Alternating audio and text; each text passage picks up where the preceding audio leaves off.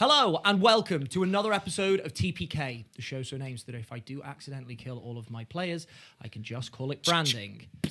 Oh my. That's new. It's evolved. It's industrial. Welcome to the Players Keep. And speaking of those players, let me introduce you to them now. Right on my left, I have Dewi Gray and Pete Austin. And left on my right, I have Ben Fenner and Kendall Boardman. Kendall! Oh, Damn it. My goodness me, I'm so sorry. Ben. Yeah. Bendor.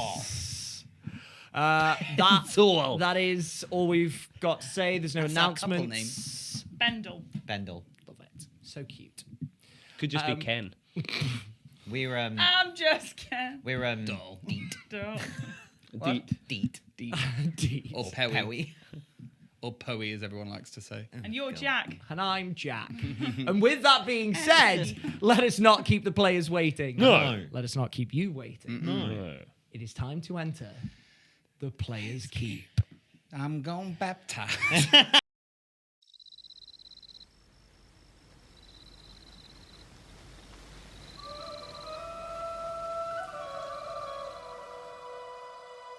now, friend, gather round, let the tale commence. Band together till the dawn breaks. Till the dawn breaks. Hear the call, the power, the rise and fall. Under twilight will inspire all your stories. We share the tale of victory and glories. Ooh, where do we run? Ooh, now the battle's begun. Ooh, when you're lost in the rain, light that fire and hold until the dawn breaks. Oh, where do we go to take a chance on fate?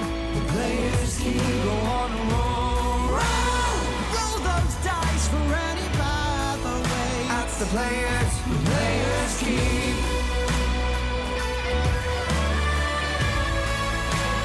Players keep go on a roll. Roll, man, though we take our stand. At the players keep.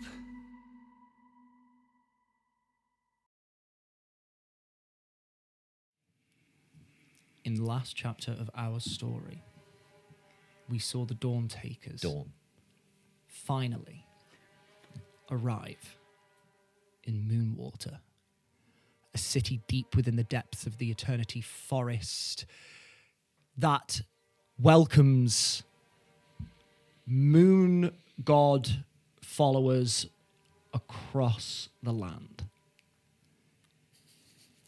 This city has been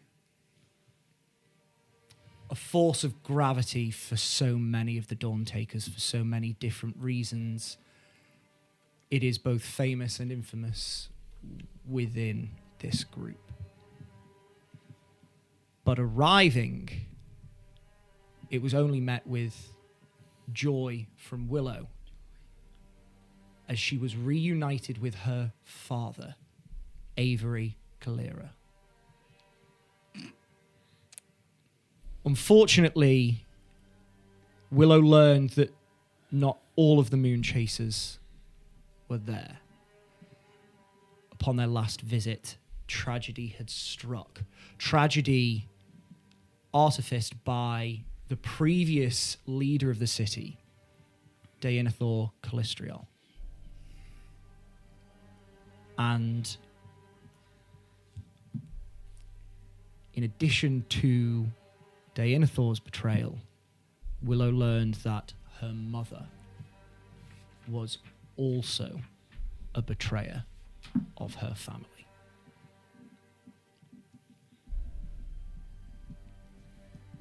It was, however,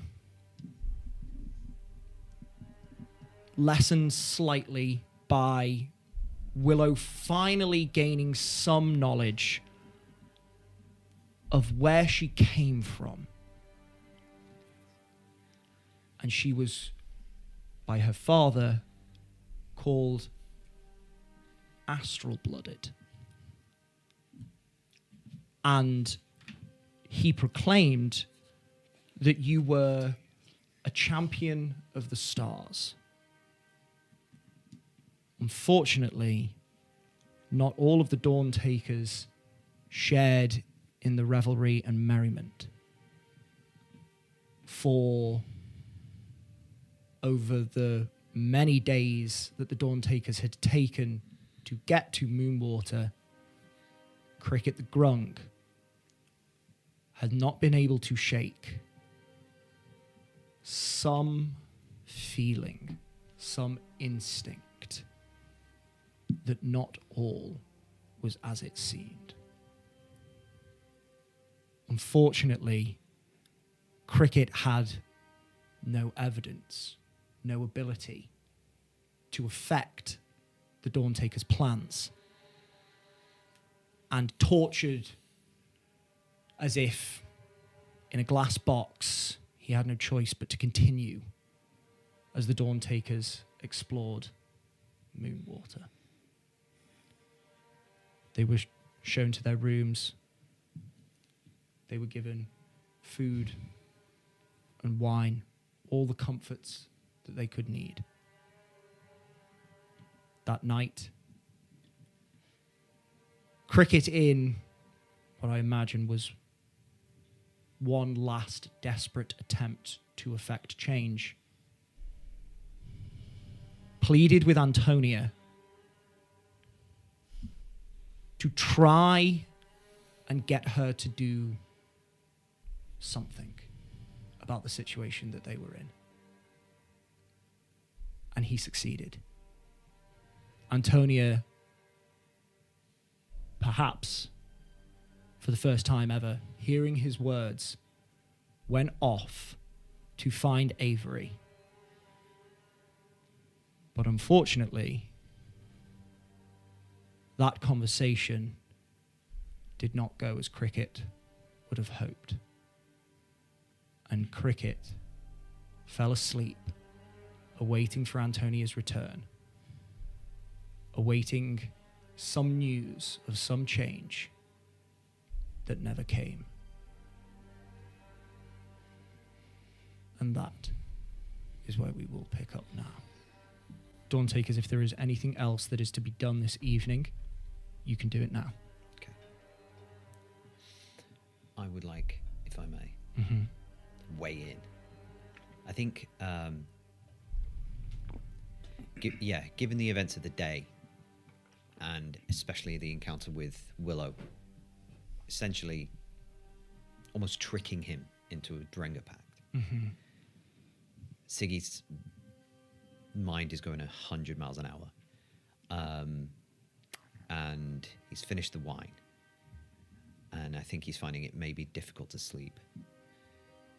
So I'm going to find the bead on my sending bracelet. That is Cricket's. Okay. And I'm going to send to Cricket. Okay. Not knowing that he's awake or That's asleep okay. or whatever.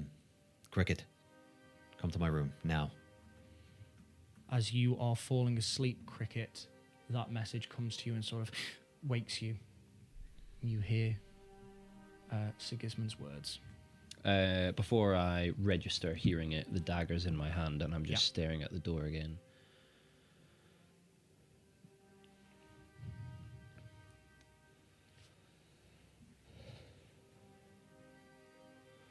Okay.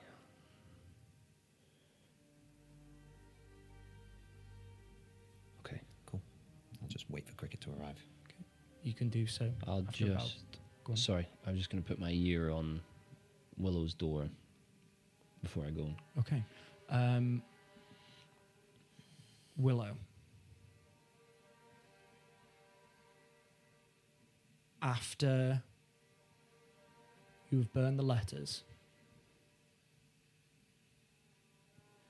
and then after some time has passed, and we will get to what happens in those moments, what do you imagine Cricket will have heard?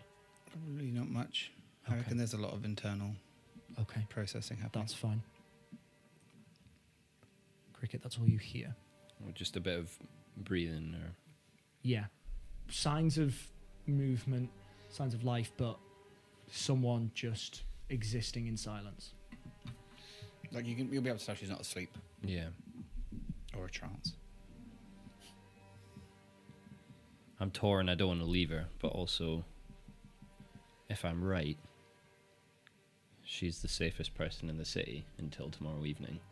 And I do need to talk to Siggy, so I'll go. Thankfully, you do not need to go very far. It is literally next door to Willow's room. Trek. Yeah, okay. Jap. I'll go and I'll answer the door. Putting on a front of joviality. Hey, Cricket, come on in. Did you say that there were guards on each door? Yeah, Still? two guards positioned outside every door. Okay, bearing that in mind, I'll go, hey, Cricket, come on in. I want to show you something. And I'll usher him in the room. Yeah. I'll close the door briefly. Just give me 1 second. And I'll pick up the empty wine jug, pop my head out the door again, and speak to the guards on either side Yeah. of my door. Hey, guys, I don't suppose I could get a refill. But of course you can. Thank you. One of them. Do you know what? I'm very picky about my wine. Can you just go and make sure that he's, choosing the nice vintages, if you get me? Yeah. Make me a persuasion check with advantage. I'm fucking shaking. Natural 20. Yes. I knew that was going to happen. So for 30. Yes, of course, sir. That's a good boy. Do you have a preference on? Whatever the oldest one you've got that's brewed right here in the city, that would be preferable. If not, any elven vintage. I will see what I can do for you, sir. Thank you kindly. And And I'll shut the door. Okay, that's them dealt with. I just didn't want anybody hearing us. Cricket, I'm gonna be honest with you. I can't shake this weird feeling that I have. Ever since we got here, it's I thought this was going to be really fun and positive. What with my newfound faith and all, and Willow seemed so excited, but something really weird happened where earlier she came in and she had the immovable rod with her, and she made me promise, like Drangor Pact promise, to protect you. And of course, I went through with it because I'm happy to do that, but why would she want me to protect you unless there was something worth protecting you from? And now, I can't shake this feeling that something's wrong and someone isn't telling me something. There's something that I don't know.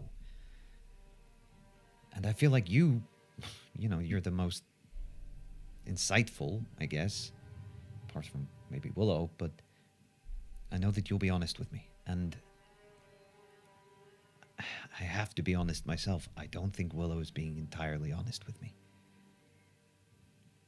Please, Cricket, if there's something you know.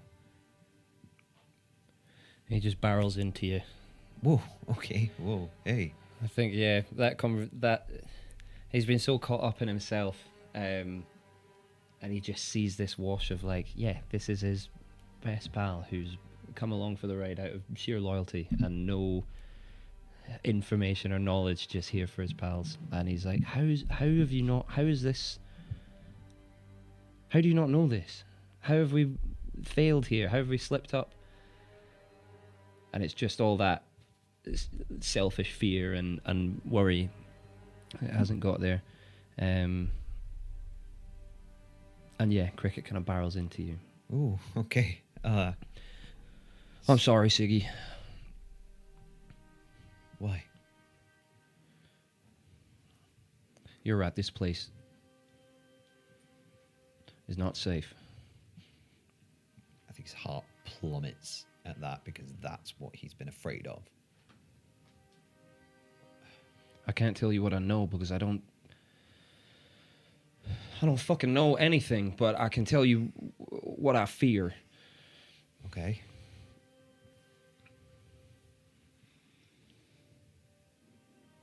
When I spoke to Willow, she told me she was excited to come to Moonwater. She was telling the truth. But I've spoken to Willow before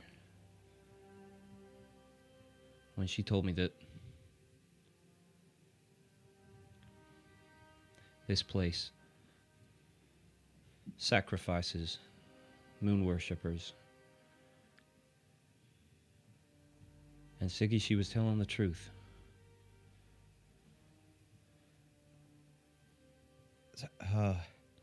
Sacrifices what? But like I'm a moon worshipper technically. So we're not safe here. I don't think we are. She's not safe here. I don't None think of us. she is. Antonia? I don't know why she would be. By the ancestors, this okay. So Siggy, what did she promise you? What did she make you promise? she came in and she'd brought the rod with her. And she managed to click it against my hand and hold me in place, basically. And she made me promise. Well, I mean, originally she made me promise that I would stop you from doing anything.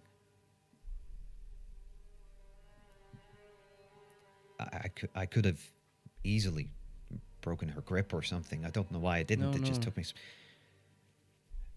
I was maybe economical with my words, though, and I said I would promise to protect you.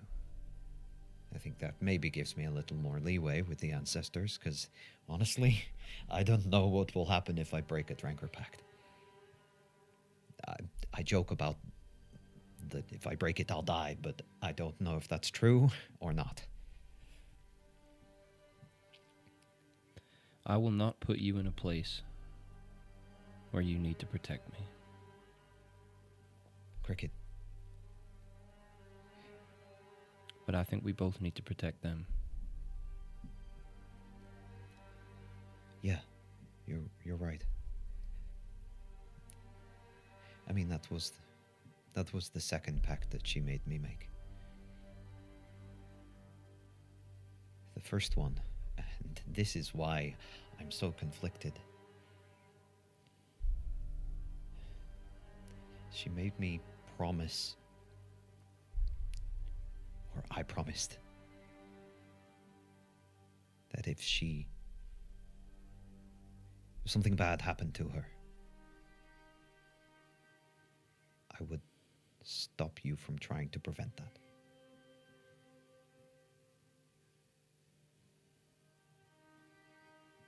Which is why I think something bad is going to happen.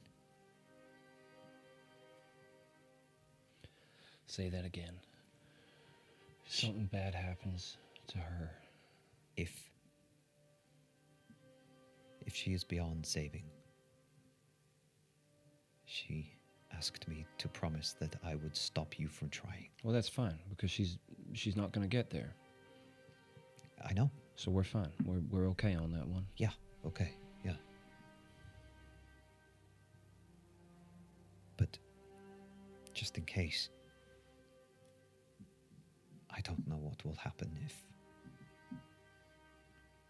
if I don't fulfill my promises. So, we stop anything bad from happening, and then I don't have to stop you. What do we do?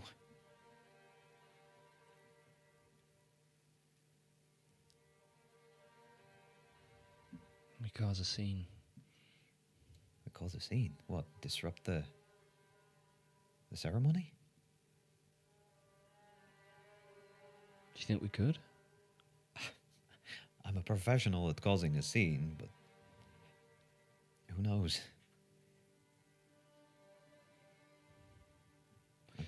If there's anything you can do to get through to Willow,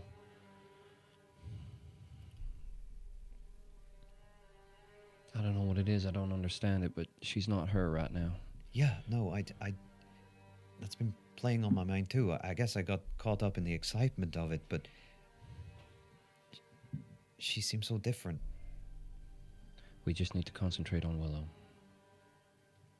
What about Tony? I managed to get Tony to come around. Huh? I spoke to her. She's on our side. She's always been on our side, Cricket. No, but she's going to help us. Wait. Hold on. Does Tony want something bad to happen to Willow? Is that... I don't think so. I think she just believes what she's been told. By who?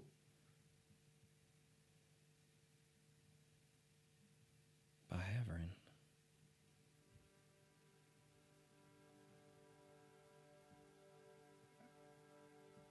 Wait, Haverin wants to hurt Willow?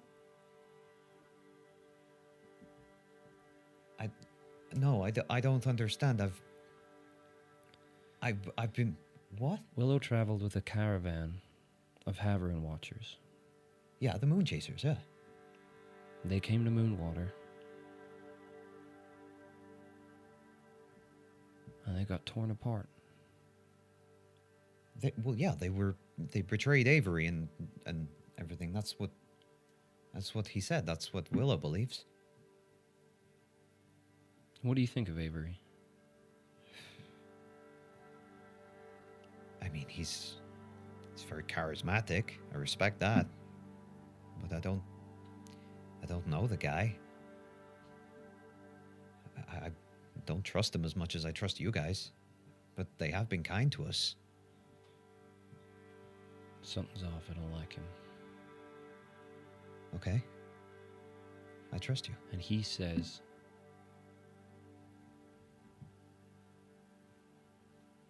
that Willow's people turned against him.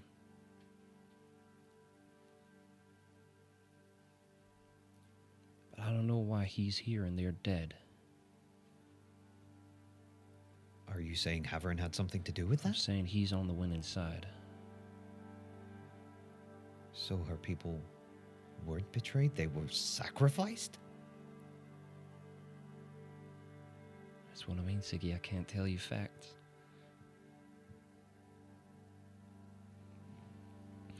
All I can tell you is something don't sit right, and I do not want to let this go through tomorrow. Okay. Then it won't. We have to stop it. Okay.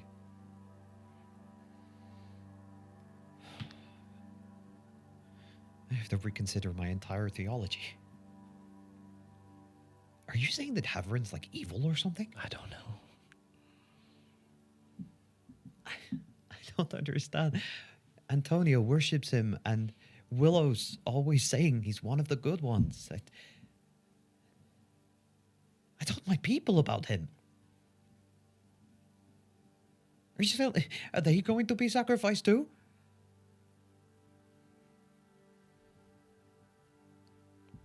I don't know.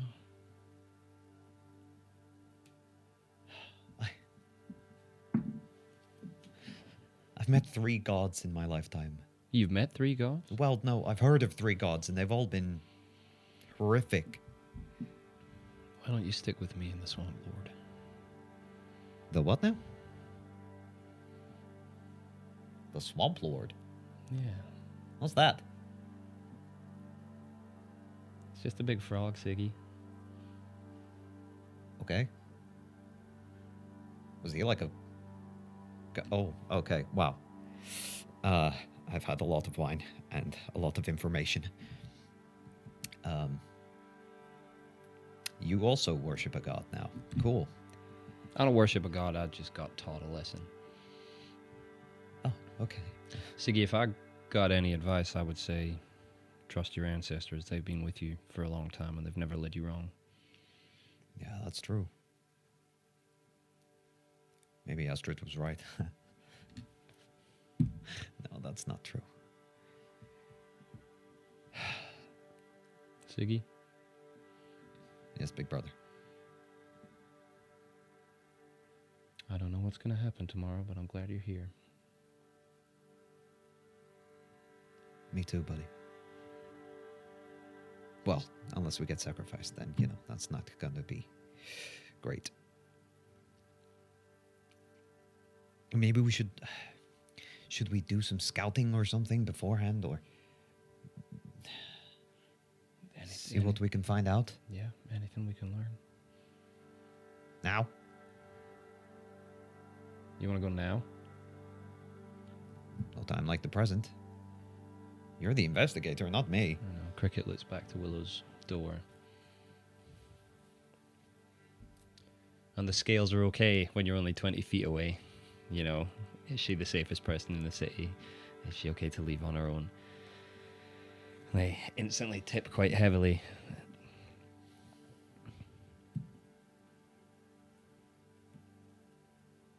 I think we wake up in the morning.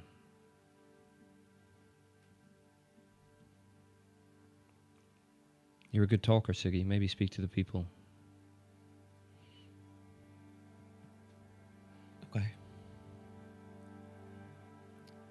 Yeah, I suppose I could pretend like I'm excited to be baptized too. Which I was. And now I don't know whether that means I'd be sacrificed or not. I can't do anything without answers. Okay. Let me work my magic. He falls his head into you. Do you want to stay in my room tonight? Or do you need to be with Willow? I just need to know she's safe. Go. Be with her. I'll be fine. I've got more wine on the way. You promise? I'm joking. I'll do it. No, man. you're I'll fine. do You're it. fine. All right, okay. Okay. Sleep lightly. Okay. Head on the swivel. Okay. Hey. Swamp and snow. Swamp and snow. Good night, Cricket. Good night, brother. I'll let Cricket out and just... You can see that the guard that you sent away with your sort of like vintage order has returned. The other guard has not as of yet. Okay. Oh, wine is on the way, sir. Excellent. Thank you very much. You're a good man. Thank you. Good night, Cricket. Sleep tight. And I will see you in the morning. May Haverin bless you. 1,000 blessings of the merciful one, Sigismund.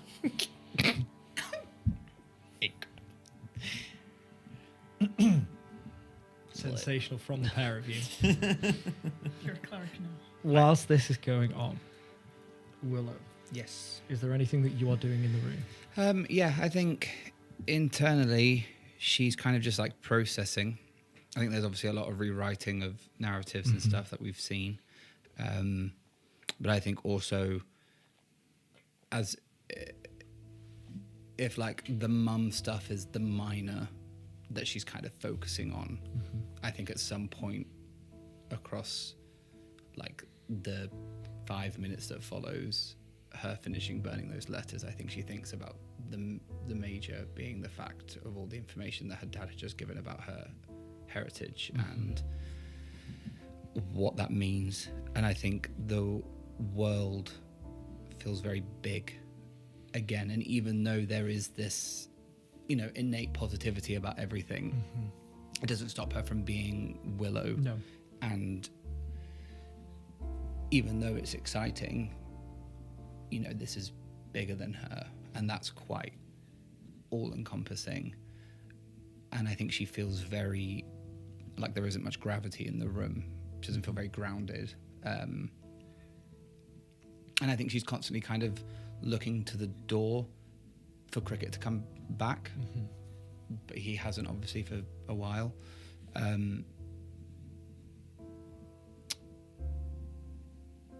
And she starting to feel almost claustrophobic in this room, which I'm guessing is quite lavish. Oh, yeah. Which absolutely. is not very her at all.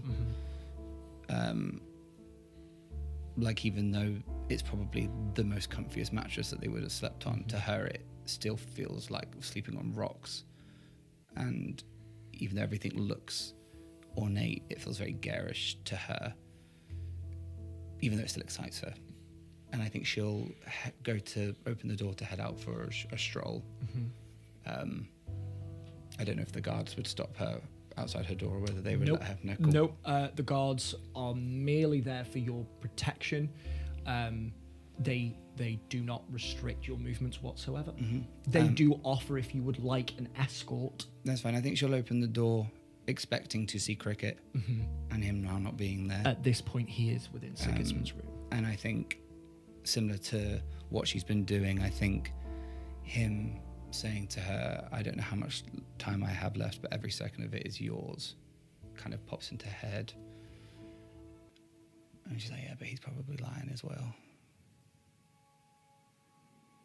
And I think she goes to call him. He's broken a promise before.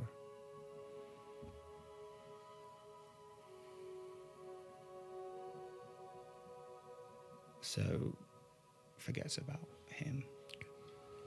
And just says, I'm going to go for a little stroll. But of course, my lady. That's all right. Would you No, it's all right. I'm just going to do some moonbathing. enjoy yourself? Thank you. We will be here when you return. And she'll walk down the corridor and out. You can do so. You are now out within the streets of Moonwater. That beautiful serenity, that constant ambience of running water just chattering through the streets is so peaceful. Does it feel familiar? Like, It feels liminal. It's odd. You've been here before. It does feel familiar. You didn't spend a lot of time here. There is that sort of out of place feeling, and with what you've been thinking of, and that you do not feel very grounded, that is sort of compounding the sensation. I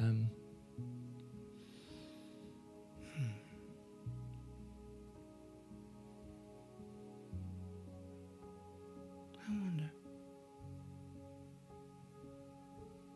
And I'm going to walk to the opposite side that we entered, Yep. and I'm going to go see if the Moon Chasers setup is still there. Okay. You make your way through the city. Make me a survival check, just to see how long this takes you. 22. 22. Thankfully, you are making your way to a general area, and it is very easy to orientate yourself with the waterfalls up at the top, and you head on over to the spot where your people had set up camp. The camp is not there.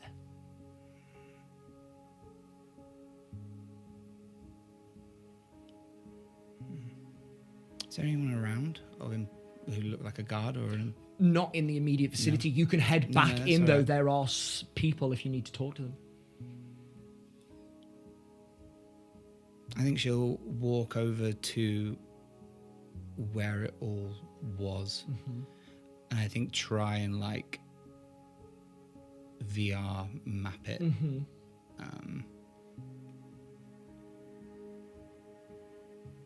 That's where Katiri's caravan was, and Luke and Jorah, well, they always stayed on a bedroll outside, and then Mom Bees was there,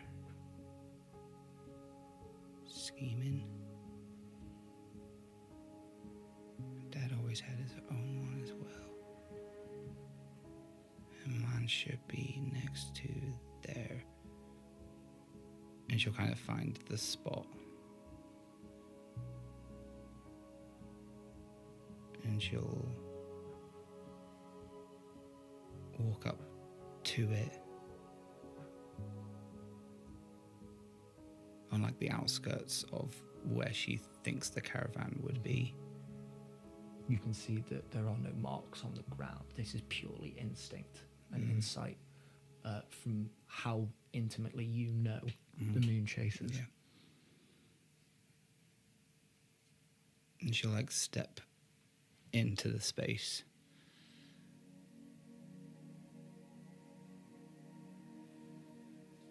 And think about like the final moments that she spent there, and you know, her mum ruining everything by sending her away.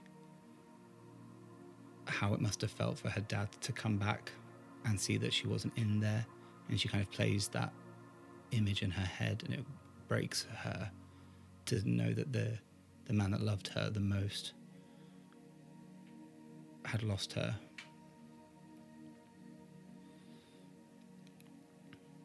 But she'll think about when she was last in this sort of area, which is when she had died, and she kind of went back to this place spiritually.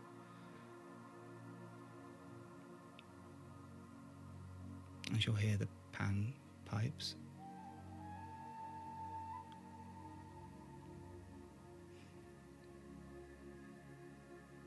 I thought I was coming back for him.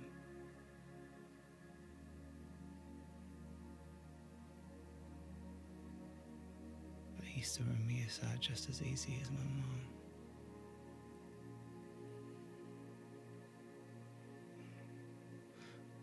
Was it you that made me hear it so easily?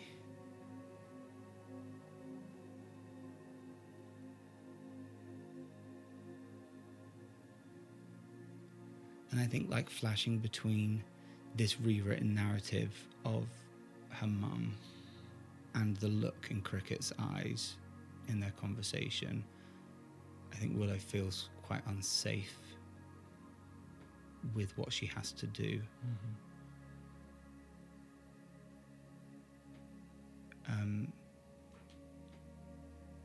And almost kind of psychotically, she's gonna like get into bed, but like fluff the pillows, even though they're not there. Pull back the bed sheet, make sure the stuffed toys are arranged with the big monkey, the bunny rabbit resting on the big monkey,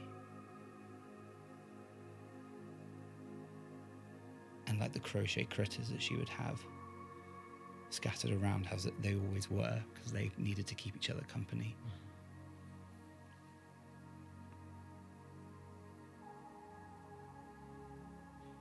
And I think there is a real impulse for her to run. You look out into the darkness of the Eternity Forest, and it would be so easy. No one would ever find you. And all it would take 10 steps, 12. And I think she has a flashback to the time in the tavern where she asked Cricket to run, and he just ignored her. Selective hearing. But then he asked her to leave earlier. And she's, how dare he, at this junction, ask me to leave now, but ignored me when I needed it.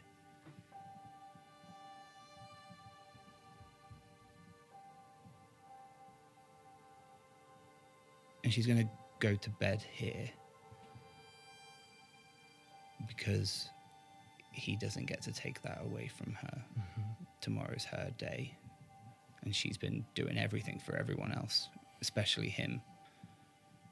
She delayed this for cycles to figure out a way to make him better.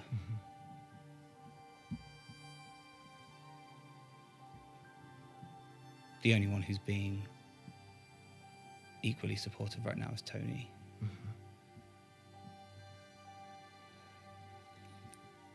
And I think, weirdly, the threat to all of this is Cricket. So before she goes to bed, she's going to cast and extend Foresight on herself. because she's not going to let him get in the way of it. Love it. And she'll do that just before the 4-hour. How long will extended foresight last? Sorry.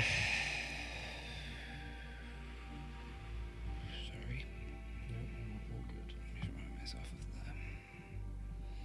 there. It'll be 16 hours. 16 hours. So I think she'll wait, knowing that the baptism is at night. And that's what I was going to say. Yeah, I assume you want this to cover you for the baptism. So I think she'll wait until the sun starts to rise. Perfect. She'll enjoy being in the moonlight. Will moonbathe. And when the dawn rises, she will get into bed. Yeah. Pull the duvet up that's not there. Lie down. Cast the spell on her. Infinite possibilities, but they all lead to one, which is her and Tony standing in that lake. And you see what you, Ben, know Cricket saw. For the first time you experiencing this, you see that everything sort of glimmers slightly, and just at the peripheries of your vision, everything is pulled slightly with golden threads. Make me a perception check. That'll be an advantage through ninth level spell. Touche. We'll have a callback. Not great. 16. 16. Yeah. Okay, thank you. Please continue. Was that at advantage? Yes. Sorry to rub salt into the wound. I know. What's going on? I was like, not great. 35. Yeah, continue. No, and then she'll go to bed for the first time in cycles where two of probably the most important people in her life are now becoming two enemies, her mum and Cricket. But it feels right that that's the Yeah. case. As much as it is heavy on your heart to know this, the lightness of your mind, the clarity that it gives, having answers, that is what does not impede your trance. No. And I think just as she drifts off, the phrase "find the one you look for" pops up in her head. And the absurdity of that phrase, this mantra, comes and she laughs in hysterics for 10 minutes at basing your whole life off just looking at one person. Her mum is ridiculously stupid. So, doesn't look for Cricket. Thank you. Is there anything else that happens that evening? I mean, we'll put it down to a check, but I assume so. Go for it. Cricket leaves Siggy's room, Yep. goes back to sit down outside of Willow's room. Before he does so, puts his ear up to the door.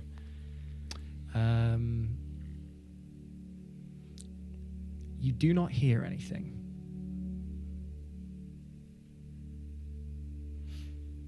Go on, make me a perception check.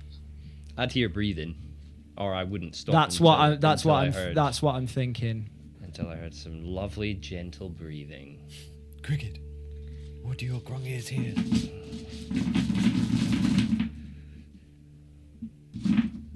Always such a performance. I love it, mate. Right.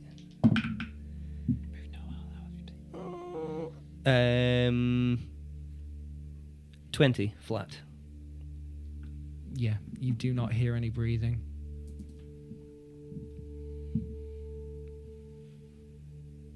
Just two little. Willow?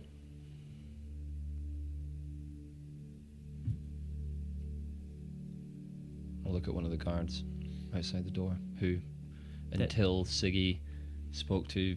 I just assumed were very elaborate statues because I was very locked in. I've literally been sitting at their feet for probably an hour or two. And they have not disturbed you. They've not looked at you. Yeah. They have not spoken to you. And even now, they are straight ahead. just straight ahead. They don't interact. They don't even look as you knock and speak. They are. It's as if they're pretending they're not there. Excuse me, miss. Yes. How can I help you? The person who's in that room, Yes. are they still in the room? They're currently unavailable at the moment. In the room. Make me an insight check. What a way to say that. I'm sorry. Willow can't come to the phone right now. This one. Yeah.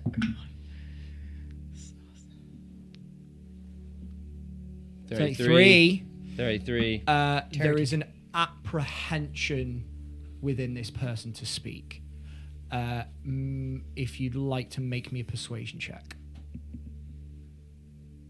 Miss, we seem to have got off on the wrong foot. You see, you're a guard. You look after people for a living. That's what I do as well. I'm a personal bodyguard for the inhabitant of that room, and I need to make sure they're safe at all times. I'm sorry I went to get a drink myself. Shouldn't have done that, but if they're not where they're supposed to be and I'm not where I'm supposed to be, then I need to be there.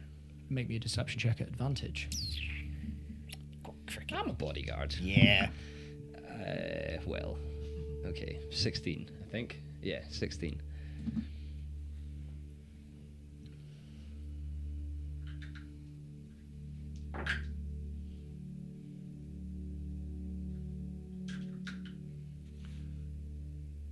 My apologies. It is protocol for us not to share the details of the people whose rooms we guard. But of course, you have all traveled together. She went for a walk. You remember what direction? She just went outside. So You remember how long ago? About 5 minutes ago. Okay, thank you. I just drifts off. Where do you go? Urban tracking. Is there any puddles on the floor that may leave imprints of a shoe that looks around Willow's size of feet? Alas, there is not. There is water within these streets, but it is perfectly controlled by these thin, lace-like filigree carvings that are over every building within this place. There is no puddle, there is no footprint. You can still try and find her. Pete can't conceive of how I would do this. You can use your instincts and a little bit of luck.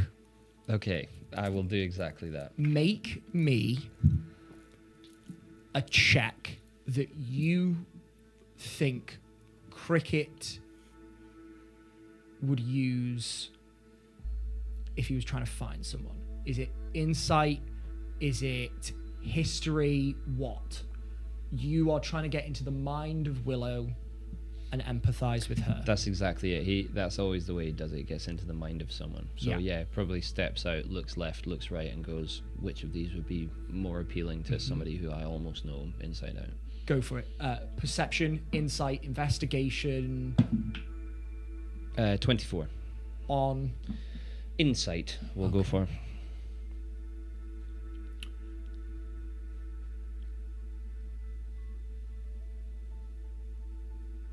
there are a number of places that cross your mind.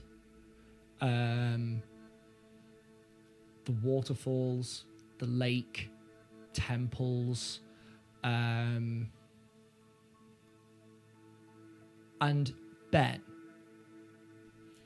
Akin to what would you see on this insight check for deception, what would Cricket glean from a 24 insight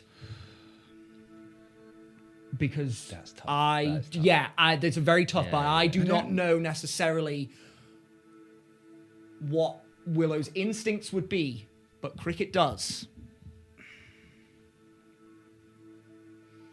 I don't know. It was very inspired by being outside and her not feeling familiar. Okay. I don't know how. I get.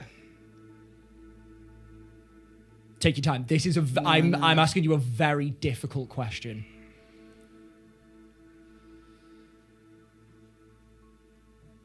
I mean, he's been on walks with her Yeah.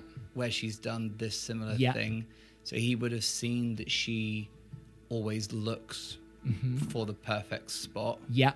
Okay. and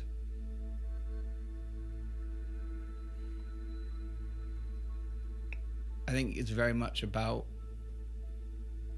nature inspiring how she gets space. Okay. So the peripheries of the city might come to Cricket's mind. on Yeah, that but I check. guess I think if she's nowhere to be found, he knows that she does that Yeah. when she Doesn't want to be found. doesn't want to be found. Okay. Yeah. Which isn't Ben telling people No, to no, do, but that's just perfect. yeah. So the periphery of the city, the lake or the waterfalls, those are the three places that pop into your mind that you're confident would be good places to start looking. I'll start moving to the outskirts Yeah. of the city. You can I'll do maybe so. stop a couple. I take it the streets are quiet but not empty. They are quiet, but they are not empty. Elves not needing to be at rest for very long. There is a considerable there's a considerable nightlife here that is not within human cities. Hi. Have you seen an elf? You're an elf. A tall, nope. Ginger. You seen a ginger person? Ginger hair ish.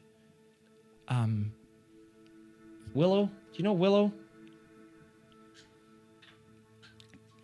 triple advantage. All elves know each other, you know. Pete. High Speaker Kalira's daughter. High Speaker Kalira. Yeah, that's the one. I do not believe I have seen her recently. I'm sorry. That's okay. Thank you. Thank you for your time. Have a good evening. And you move off. You can ask more people. Yeah, I'll maybe spend 5 minutes kind of pinging unless Yeah. I get a point that says Give "Yes, you're in give me an investigation or a persuasion check. I will investigate because I can move no more than half my speed. Absolutely. With a 17, that's 29. 29. You run into an elf, completely bald, beautiful, sort of like pale silverish blue skin, who goes by the name of Lois Tolado. Good evening, sir. Good evening to you too. Um, I'm searching for the daughter of Way Speaker Kalira. High Speaker. High Speaker That's the one. Kalira, yes. I saw her moving up to the northern, north, Jack never gets these right, northwestern sort of area of the city, but that was a good few minutes ago, and I am afraid I do not know where Oh, she that's went. perfect. Thank you. Thank you. Thank you very much. You are more than welcome. Is there anything else I can assist with? No, I'm okay. Thank you, though. You're very kind. And you run on off. Yeah. You start making your way towards the northern edge of the city? Yeah. Northwestern edge? Yeah. Okay. Give me another investigation, perception. In fact, no, sorry. Now that you have a specific direction, give me a survival check. Oh, thank you, Jack. 15. Yeah, it takes you a little bit of time, but eventually you get to the edge, the sort of western edge of the city, and then you just start combing north, like sort of along its edge. eventually, you sort of round a corner, and off in the distance, you can see the figure of Willow. And there is not necessarily a clearing, but there is sort of a border between where the city ends and before the Eternity Forest starts. Her back is currently towards you, and she is moving very gently. Her hands are moving through the air slightly. That's what you see. I'm overwhelmed with relief. I found her. If she turns over her shoulder, I'll be looking to see her face. Is she compos mentis, or does she look like she's being possessed or something like that, cutting about in the edge of a forest, playing with things? Are you trying to do this secretly? Yes. As she moves through the space, at certain points, she does turn around to you. If you can please make me a stealth check. 29. 29. What is your passive Beats perception? it. Okay. You successfully obfuscate yourself away as she turns around you, back behind a wall. Give it a moment. You peek out. She has now turned and is sort of looking at the Eternity Forest. If you can give me an insight check, please. 27. She looks no more and no less in control of her faculties than when she entered the city. That's fine. There's a catch that is overridden by a very conscious relax. This isn't great, but it's no worse than it was. It's just not nice to see. Yeah, he'll post up. He'll put his back against some rock or That's fine. You can log do that so. is long dead, not a living tree, as Sigismund warned him not to touch any of the trees. Okay. I will say then, at that, there are no fallen logs, no dead trees. You look around, and there are the absence of twigs or even leaves, even at this late day in the cycle, because it is deep within Frost Creep. There is a supernatural vibrancy to the flora that you can see. But there is a way in which you could post up potentially on a roof or something like that if you'd prefer. Yes, I will do that. Just before I do, is there a invisible line or anything where I begin to see leaf litter? Is it like it's No. No, it's just weird. It's just weird. There is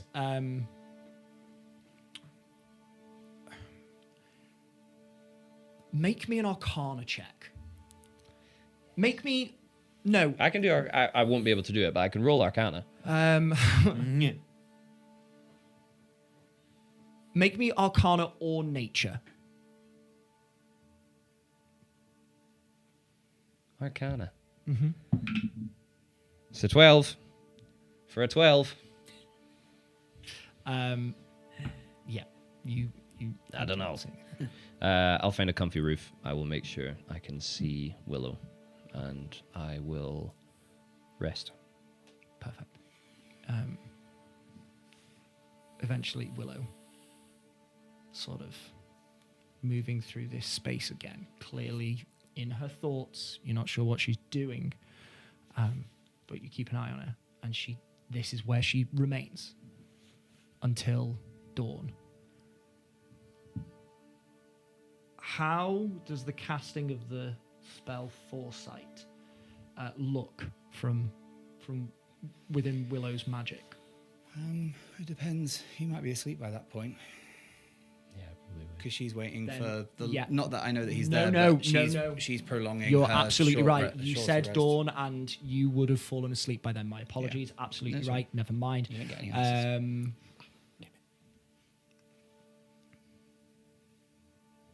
Cricket, anything else you do this evening, or are you falling asleep on this roof? I don't really want to, but I will fall asleep. Okay.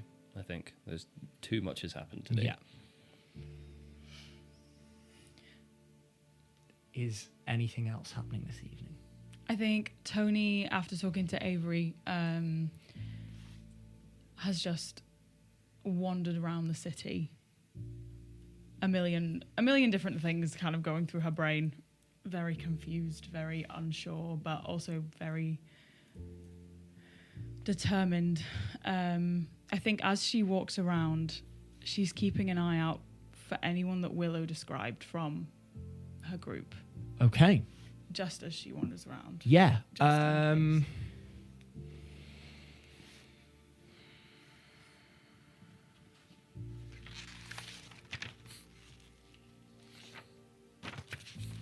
Imagine it'd be a gag if Mombi just walks past. Perception? Give me a perception check. No. 8. You She's distracted. see none of the moon chasers. That's fine. Cool. And I think as she's walking and looking, but also thinking, like, the twins' kind of faces come into her brain and how kind of different they seem to how Willow described. Mm-hmm. But then she looks up and she sees the waterfalls and she's angry again. And it's just that conflict And you sits with metronome her. back and forth As- between Cricket's words and the slivers of moons that you can still see in the sky. Willow's sudden change. And then the Horizon Temple. Everywhere you look switches, and then you look somewhere else and you switch back. And you can't find an answer. And I think she's just so overwhelmed. And so she probably wanders back to the tavern and just goes straight to bed, straight to sleep. Okay. Do you wish to see him that evening? Yeah.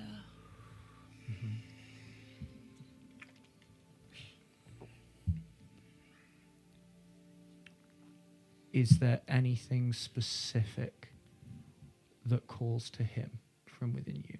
Is it rage, doubt, fear, happiness? I think it's everything. I think she is feeling everything.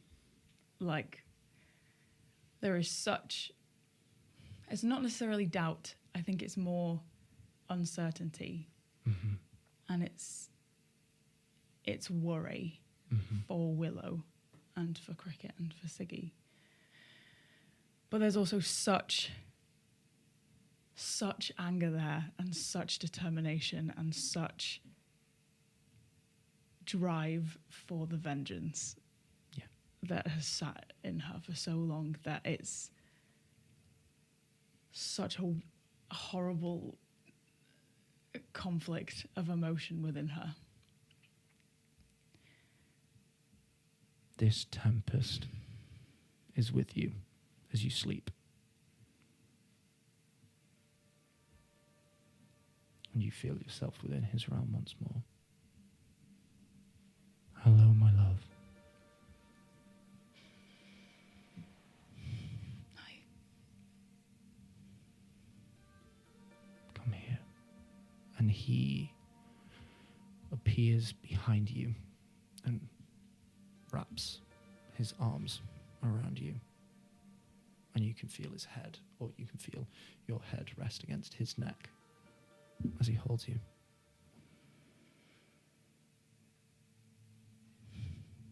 You did it.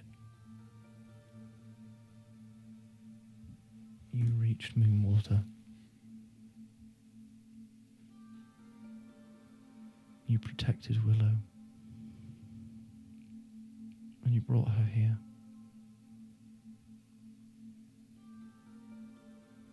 Look at how far you've come. I never doubted you for a second. And I am so proud of you.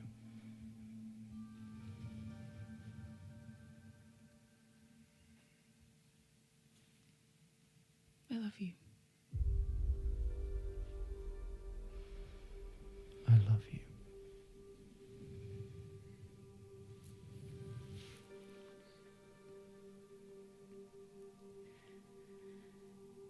What plays on your mind?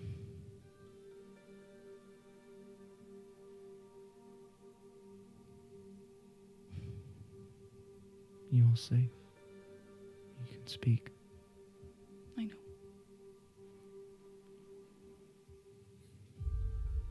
I think she just takes a second to like be there with him Mhm. first.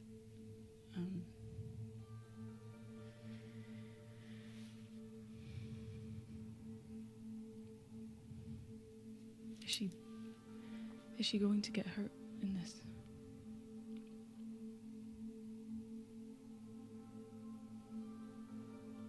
After this ritual is complete,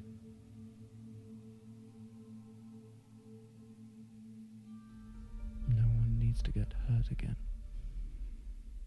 Willow will find salvation.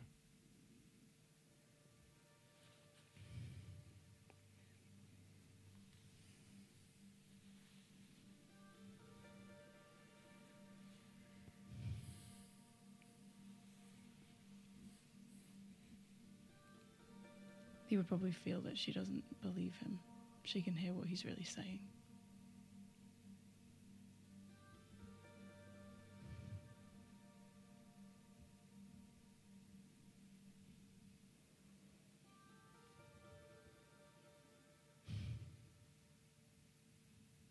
Talk to me.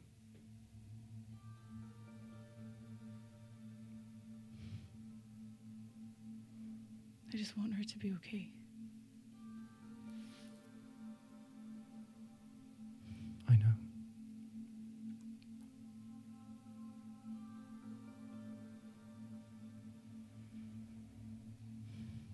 Listen. And he spins you around and holds you.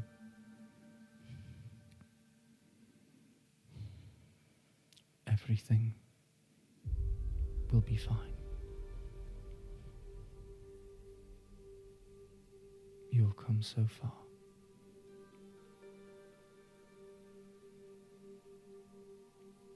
It is terrifying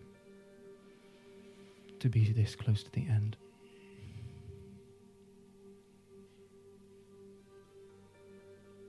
I understand.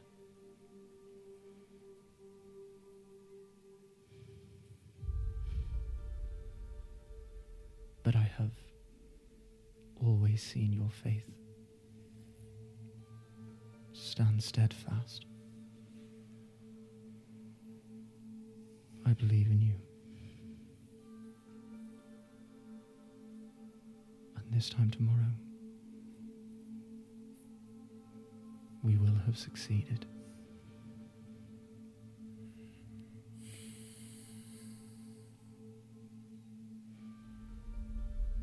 Do you think they know?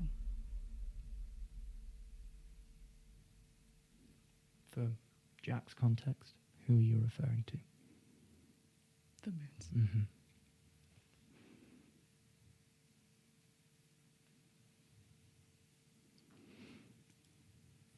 I think that when they know, it will be too late.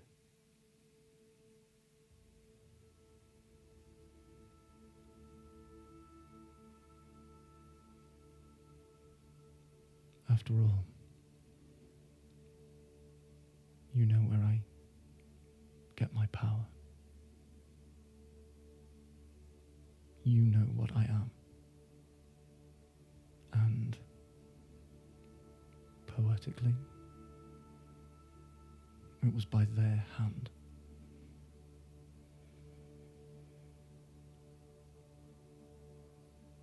So no, they do not know.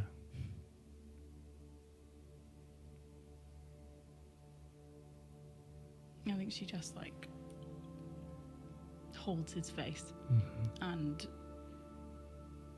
sees him and yeah, just takes in this. You see his skin move just ever so slightly underneath your touch, even though it feels like marble. You see that, if you'll pardon the pun, chiseled jawline. The purple sash over his eyes that you've never seen behind. Never wanted to. You see the small fractures in his skin. You see the larger fractures, one that goes down his neck onto his chest and into his ribs. You see the one that's above his left eyebrow that goes all the way back and sort of splits that sweep of silver grey hair. And even that is beautiful. Each crack, each crevice within him, you can see within, and the patterns of stone within, even that is art.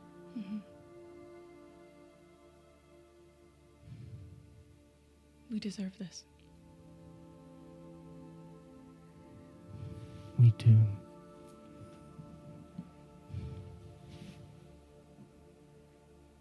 And he just holds you so tight.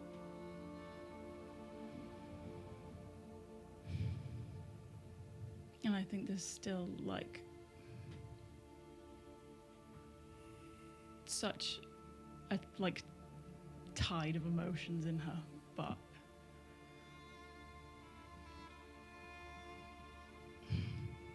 this is it.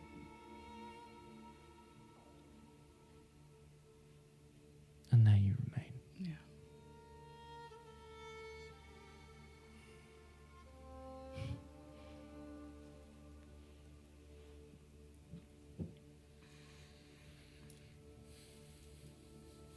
Dawn breaks.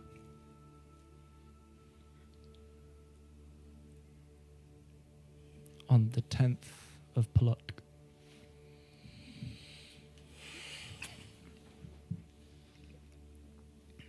On the day of the baptism. Here in the city of Moonwater. And that is where we're going to take our break. Oivy. We'll see you in a little bit. We'll be back very soon.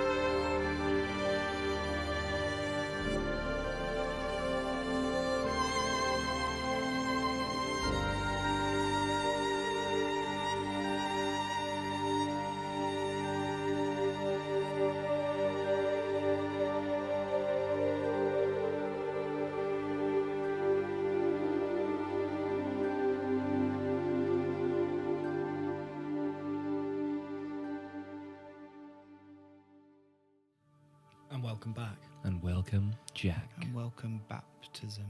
I don't know if I did that last week or not. Dawn Takers. The day is yours.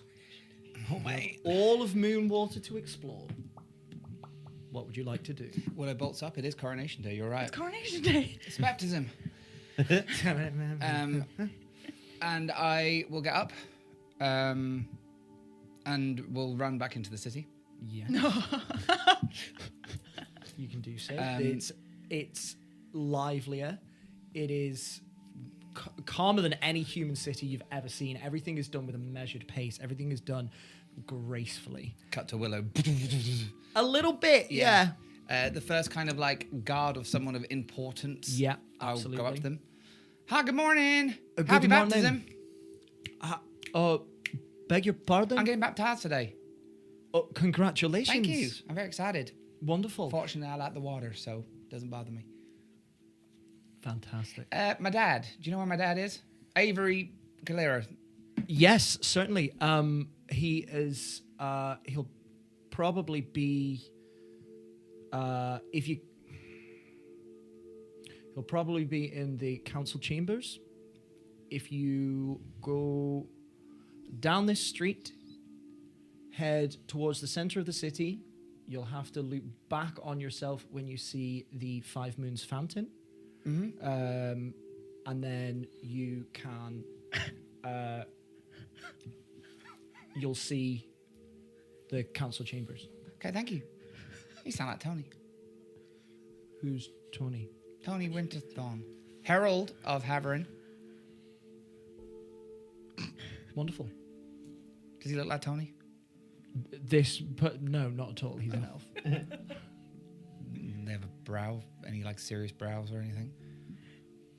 He's a soldier. He's slightly.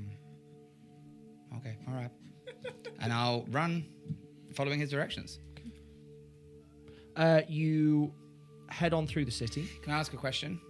With Willow's Hocus Pocus, does Five Moon Fountain glare in her as it would have done? Nope, not at all. Cool, that's fine. So she'll run. You head on through the city, and you see this fountain. You see 1, 2, 3, 4, 5. Check. you see Same as it's always been. you see a fountain with this beautiful display of polished crystal or stone spheres. You see a blue one. You see a pink one. You see an orange one, and you see a white one. All of varying sizes, none larger than a. Quail's egg? Immediately, I paused and was like, Quail's egg. Sort of none bigger than like a cantaloupe. Oh, okay. In the center, there is a fifth sphere of pearlescent silver, pink, and white. It kind of looks like a pearl in color, but it is definitely stone. And that is 3 times the size. It is huge. And that is set straight in the center. That is what you see. Do I know what one that is? Make me a religion check at advantage. It's already at advantage because I've got 9 Oh, level of spell. course. I'm so sorry. I wish that was intentional. I did for roll me. 2 17s, though. Okay. For a So, total of? what's my religion? 20. Dirty 20. 20. Judging from the positions and the sizes, you recall all the knowledge that Antonio has ever given you. You assume that these are the 4 moons in the sky, and then the 5th one is Dera, who is the Moon King. Cool. All right. And I'll go left wherever he said at the fountain. You sort of double back on yourself, and as you double back, you can see like up this street. It's a fairly wide street, and at the end there is this very grandiose-looking building, the same elegance of all of the buildings around it. It's just slightly larger and has a bit more gravitas to it.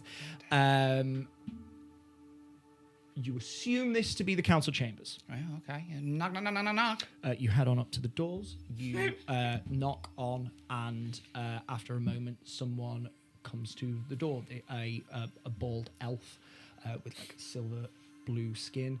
Hello. Hi there. Miss Kalira. Ah, your pleasure. Is my dad in here? As a matter of fact, he is. Great. Yes. Is this his place? This is not his place. This is the building within which the council is held. Well, then I was testing you. You were right, and I'll go in. And this elf leads you up. There are a collection of people who are sat at a sort of a crescent moon table. Morning. As I walk past. You are moving up to this table. Oh, okay. Because at this table you can see your father is sat. No, you're quite right. Your father is sat dead center. That's what she said. Morning. Oh, Dad. You can see a couple of elves. There is an empty seat. The elf that answered the door goes and sits. Willow goes to think it's her seat, and then it's like, oh, no. Of course it's yours. You do also see Lucin and Jorrit behind your father. They are not sat at the table. They are stood behind him. Oh. That's weird, isn't it? Like, not just for Ben. It's. You've never seen them behave this way. They never had this relationship. A lot of time has passed, but like, there's now like a bodyguard thing going on with them. Dad finally whipped them into shape, I see. Okay. Morning, Dad. Nothing. You What? sure? I was just going to say, you got Avery in the middle, and then you got an ASMR on one side and a tiefling on the other. Yeah. Just seems a little ironic. Oh. Fuck me. That took An me angel and the devil on the so shoulder. long to get there. He fucking is God. No, Avery he isn't. is God. I'm gonna start. Blasphemy. I'm gonna worship Avery. Full change of direction. Oh my By God, all so sorry. means. So sorry. Morning, Dad. Good morning, my little willow tree. Today's the day. Today is the day. Do you feel ready? Yeah, sure. Good. I would do it now if the moons were out, but it's the day, so the suns are out, so the moons Absolutely. are away. We will- Even though sometimes I stay in the sky, sometimes. You know, you can always see like a moon. Mm-hmm. Morning, everyone. Good morning. Good morning. Morning. Morning. We have some. Nope, that's not him. That was the previous NPC. We still have some council business to attend to. Okay, that's fine. Is there anything I can help you with now? No, I was just, is there anything I need to do before? Is there any like special outfits or anything? Not at all. No. Just, I mean, by all means, you are more than welcome to go and pick out an outfit if you would like, but just you as you are is all we need. Okay. All right, I might do my hair. I can't wait to see it. I will try and find you later if you would like. We can spend some time together before the Yeah, that'd be ritual. lovely. I'd love that. Okay. And she's like, well, I'll leave you to important businesses. Note for home, if Ben was really Willow right now, he'd be perception checking to see the papers, but because of mind control, You can't do I'm that. not going to do it. So, So that You can't big just tell clue us that all is the sat on clever the things table, you yeah. would do. You can't be telling us that. Killing Can't me have that I it both can't ways. right now glance down You to are find doing out really the well. final You're doing shit. really, really well. Okay. And she'll go to turn away, and then she'll be like, oh, actually, Dad. Yeah. She'll pull the wooden holy symbol off. The woman that was in my life growing up carved that out for me. I don't really feel like I should be wearing that. you get me a proper one? I absolutely can. I'll ensure it's a good one. I'll give it to you when I see you later. Great. Okay. All right. Okay, all right. Bye. Bye, Willow. And then I'll walk back and head back to the room, I guess. Yeah, no problem. Would you like to do anything else within the city? Are you going to get yourself a dress or anything like that? I feel like I should. It's only if Willow would want to. Your father has said you do not need to do anything. It's fine. I'll just go home. Happy? Maybe like if there's any bits of naturey areas, I might get things that are like used for that you can use to like rehydrate skin. Yeah, like easily at-home face easily masks. done. Easily done. And yeah, we'll head back and Perfect. bang on Tony's door. Yeah, perfect. You make your way back through the city, stopping at certain points, of which there are many within this city, which is delightful to you. In the human cities, not that much greenery in nature. Here, it is more or less a weave of civilization and nature itself. And then you head on back to Tony's room. Okay. Morning. You can come in. It's open. Willow can sing. Open the door. Hi. Hi. It's baptism day. I got us some things. What do you mean? We're having a pamper day. Okay. I don't know about you, I'm a bit nervous about standing out on a lake in front of a lot of people, so I thought we could maybe Yeah. sort out those bags under your eyes. Just make this a little nicer. Sort out your hair. We can put some flowers in it. Flowers in my hair. I'm going to teach you how to braid, finally. Okay. Yeah. Yeah. Great, get up. So, these are fig Okay. leaves. And then, Wait. no, on your face. One eye. And then I'll just throughout And a how pamper long session. we're allowed, I'll start having a pamper session. Yeah, with her. absolutely. You can spend as much time as you would like. Put some Enya on in the background. Yes. Incense. Wonderful.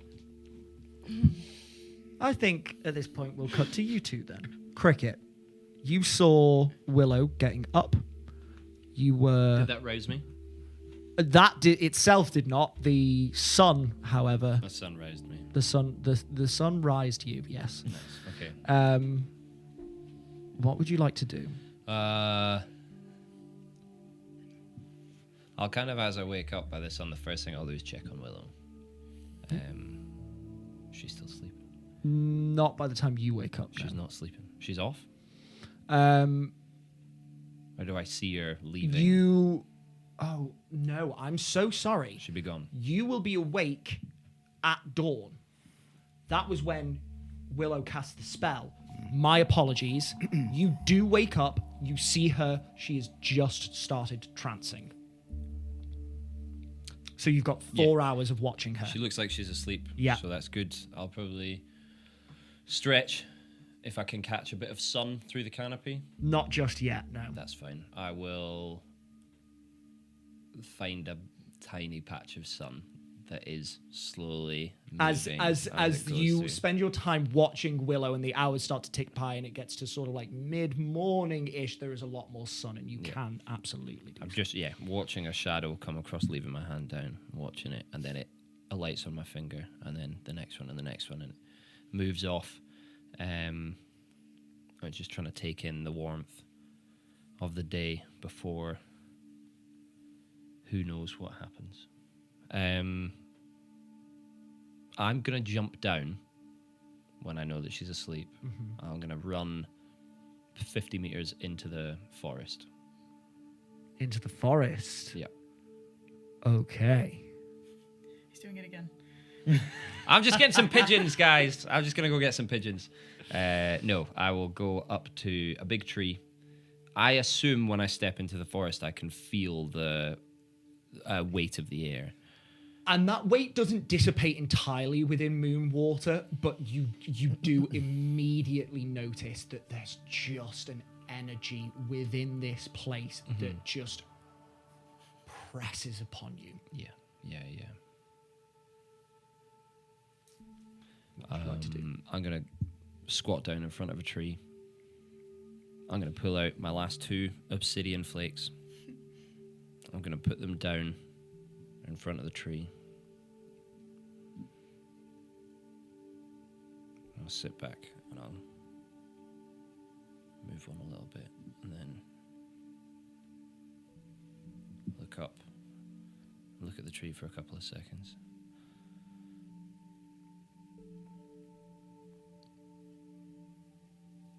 I don't know if this is like a deal or something we didn't really speak before.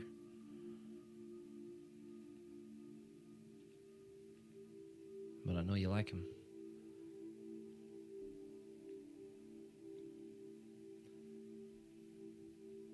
I don't know if there's anything you can do, but my friends could use your help tonight.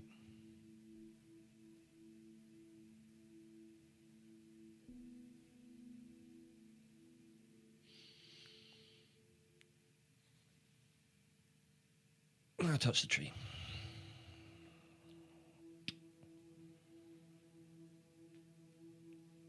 Nothing happens.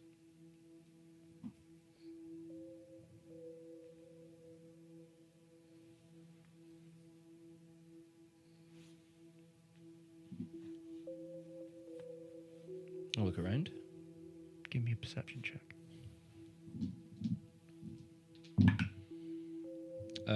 No. 25. 25. I'm looking for a firefly. Firefly. Just because I saw one last No, time. absolutely. You peer in to the forest, and it's as beautiful and as daunting as ever. These monoliths, these huge colossi of trees, just bursting up into the sky, dwarfing you completely. This plethora of underbrush around you, smaller trees within. You see birds that occasionally flit to and fro. You look round and you spot a rabbit sort of off, and you follow it. And that's all the movement. You look back down and the obsidian flakes are gone. Okay, yeah. There's like a gentle frustration, like I saw a firefly last time. I should see something. I see nothing. I see nothing. And then there's a little smile. Stands up and brushes his legs off.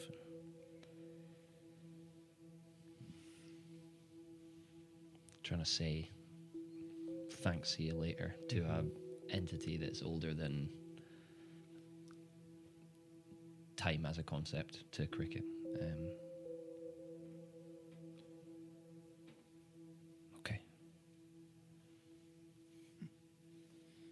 We're just over here. Okay. And then he goes back. You turn around, and there is a female figure in front of you. Moss and leaves, a greenish skin, those slightly strange eyes with a smile. And she is holding her hands out like this. In her hands, a piece of fruit.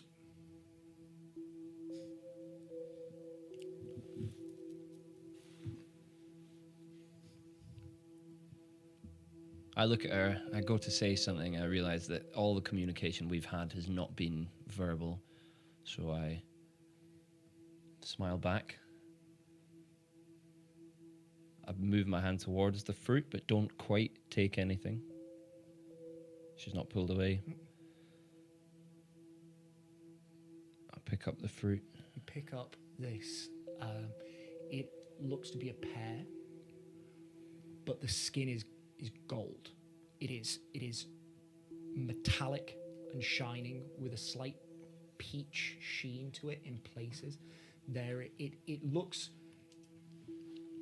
as perfect as an artist would paint. The single stem, small leaf. The stem and the leaf look completely the same. It is just the fruit that looks odd. You pick it up, and as you pick it up, you hear what you can only sort of relate to wind chimes. As you pick it up, it just and it's beautiful. It's as if wind chimes were being played with a purpose and a melody. I give it a tiny squeeze. Does it feel metal, or does it No, feel so? feels like a fruit. Okay. I'll just take it.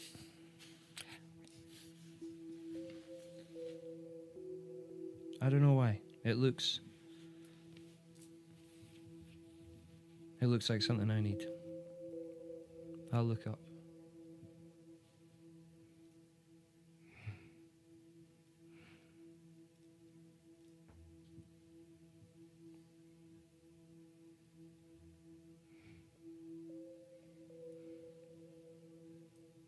Make me an insight check. At disadvantage. No way. Reliable talent. Come on, be good. Earn it. It's an 18 and a 15. Gutted. I thought it was a 17. 29. 29. Sorry. This entity places their fingers on their forehead Yes. and then on their eyes. Something to do with the mind and then not being able to see, being blind, obfuscated. Make me... Does it look like they're saying if I eat this, that's what will happen to me? No. Okay. On that, you assume she is giving you instructions. Give me an investigation check or an arcana check. Oh, this one might be investigation. I was rolling at advantage because I'm not moving any more than half Yes, my speed. indeed. I was like, why did I roll 2 die? That's okay. That's a natural 20. 32. Woo! Though you don't understand magic, you've seen the effects it can have on people. This and this, you assume if you, or maybe someone you hold dear, has their mind clouded or blinded, you use this.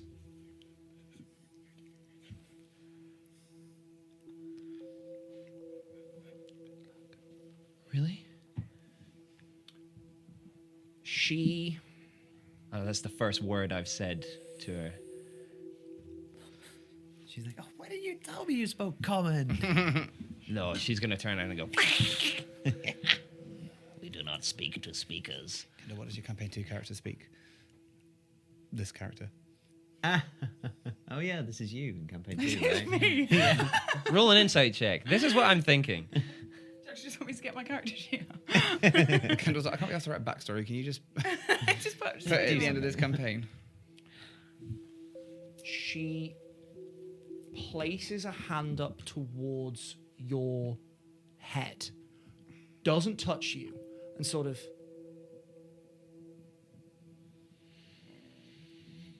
I kind of gulp and swallow back and then lean my head into her.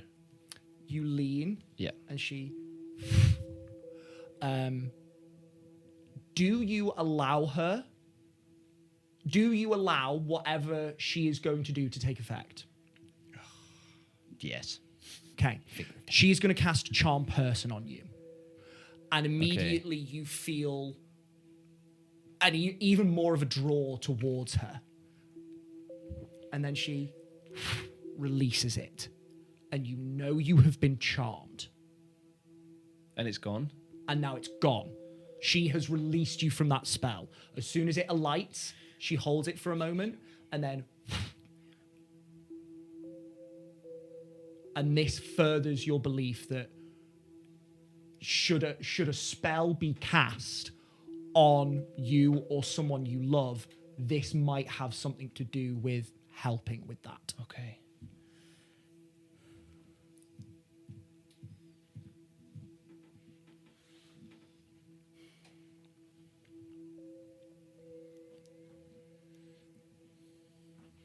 I've just put it in my bag of holding.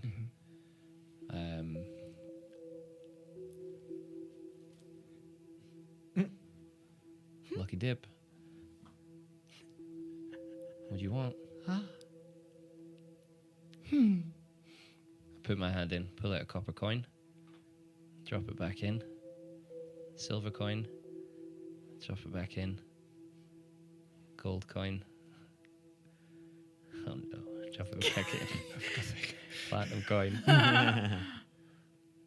You like that one? Or I don't know what else I have. Put my hand in. Sword of vengeance. A bag of 1,000 ball bearings.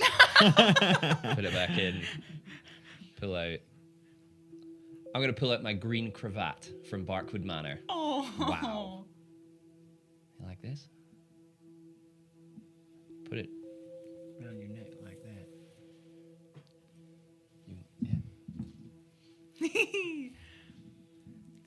Hey, that's a great tie. Full Windsor? You see her completely not able to tie this. What do you want, fancy or robust? You gotta be fancy, don't you? Okay. I'll tie it up like I'm gonna tie it the wrong way round. There's this weird tie you can do where you tie it from here instead of from there, and it kind of folds over itself and gives this really regal. I know the sort of thing you're going for. I love that. And I'll just tuck it in. That looked like I was squeezing boobs. I wasn't squeezing boobs. I was just sorting the shirt out. And now I'm squeezing. No, joke. Oh no, you look great.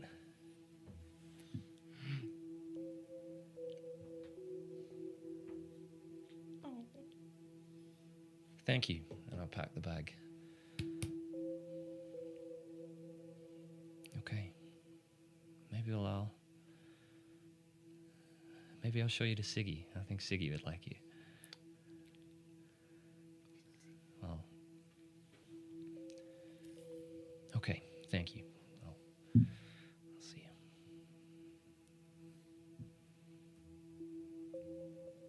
It's really hard to break eye contact with you, but I'm going to go now. I'm just going to turn my head. Okay. She's gone. Yes. Okay. He needed that. He couldn't leave. Okay, fine. Turn, go back as Willow's still sleeping. Okay.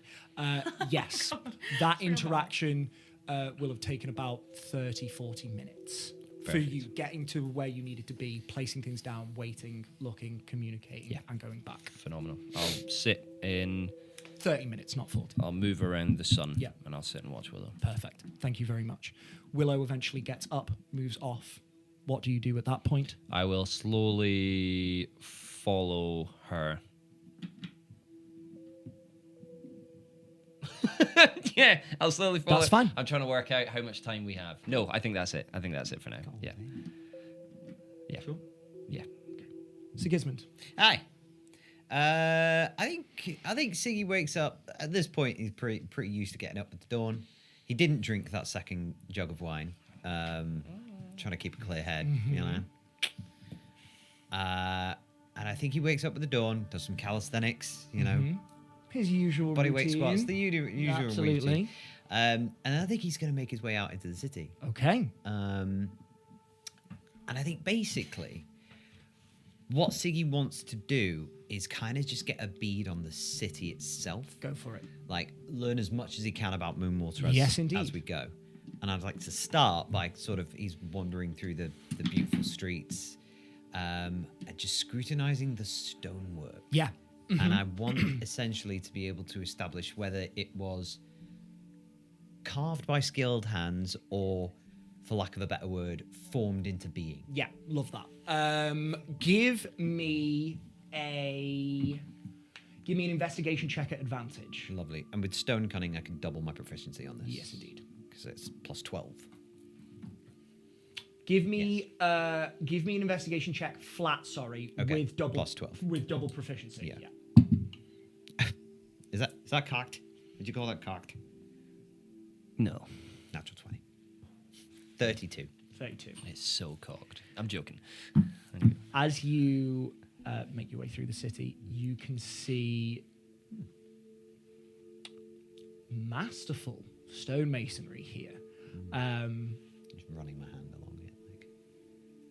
It is not the same as dwarven architecture. It is smooth and it is flowing. It is graceful, whereas dwarvish architecture is strong and bold with hard lines. But the mastery is still there. Wherever it is practical, the stonework is in large pieces of like swooping arches and things like that. But where it is not, it is beautifully cut blocks and things like that.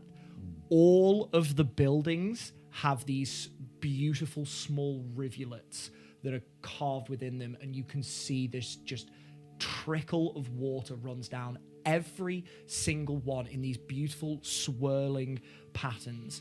And you can see as the bridges and arches and everything splay out from the waterfalls up ahead, that water is coming down over and through the city and making its way down at different points. And you head on up over to the waterfalls themselves as well, and you can see that there are these beautiful twisting, arching barricades of stone that hem each of the walkways that are cut into these cliffs. You can see that there are a couple of either houses or shop fronts, you're not sure, but there are buildings and places within this cliff that are connected to these walkways. And then at the top you can see those towers that sit in amongst the waterfalls. Okay. With the rivulets that run along the buildings, does it ever look like it kind of flows upwards, like unnaturally, magically, or does it all just go down? There is...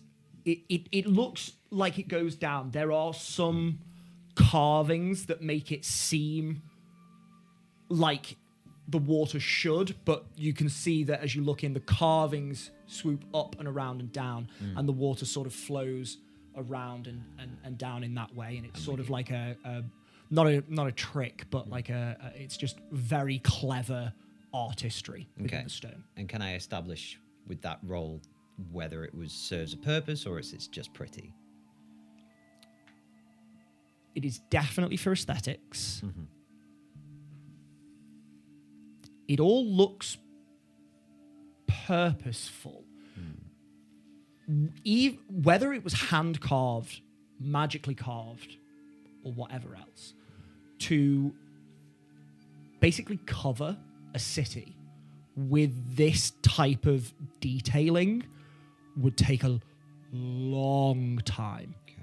Now, it is not impossible to surmise that elves would take that time purely for the artistry, purely for the craft. But elves are not without purpose just because they do things slowly, with all the years that they have. And so you could be led to believe that there is a purpose for these. What that is, you don't know. Okay. Yeah. On my travels, I think I'd like to keep an eye out for any sort of holy people, priests and such, if I can spot any holy symbols or anything like that. Holy symbols adorn the neck of every single person in this city. Okay. The soldiers, the city folk. There are some people that look like they could be in religious robings, but every single person has some form of holy symbol upon them. Okay. I think as I make my way up to the waterfally bit, I'll maybe just be admiring the stone and just collar someone as they walk past then. Have I seen any other species other than elves? You've seen a couple of different species, primarily elves, but there are some gnomes. There is one or two dwarves, but not many. You see some halflings. There is an Aarakocra that passes by. Yeah. Okay. There's a myriad. Cool. Predominantly elves, but Yeah. Nice one. Yeah, then I'll just call someone as they walk by. Excuse me. Sorry. Hello. hello there. Hello, Sigismund. Visiting. I was just wondering, this place is so beautiful, magical, really. Obviously dedicated to the moon gods, right? Yes. Yeah, uh-huh. I just wonder, how old is this place? Do you know? Oh, this is well, As in the city, I mean. I'm just curious. thousands of years old. Wow, okay. And was it built for the express purpose of worshipping the moon gods? More or less. Wow. It is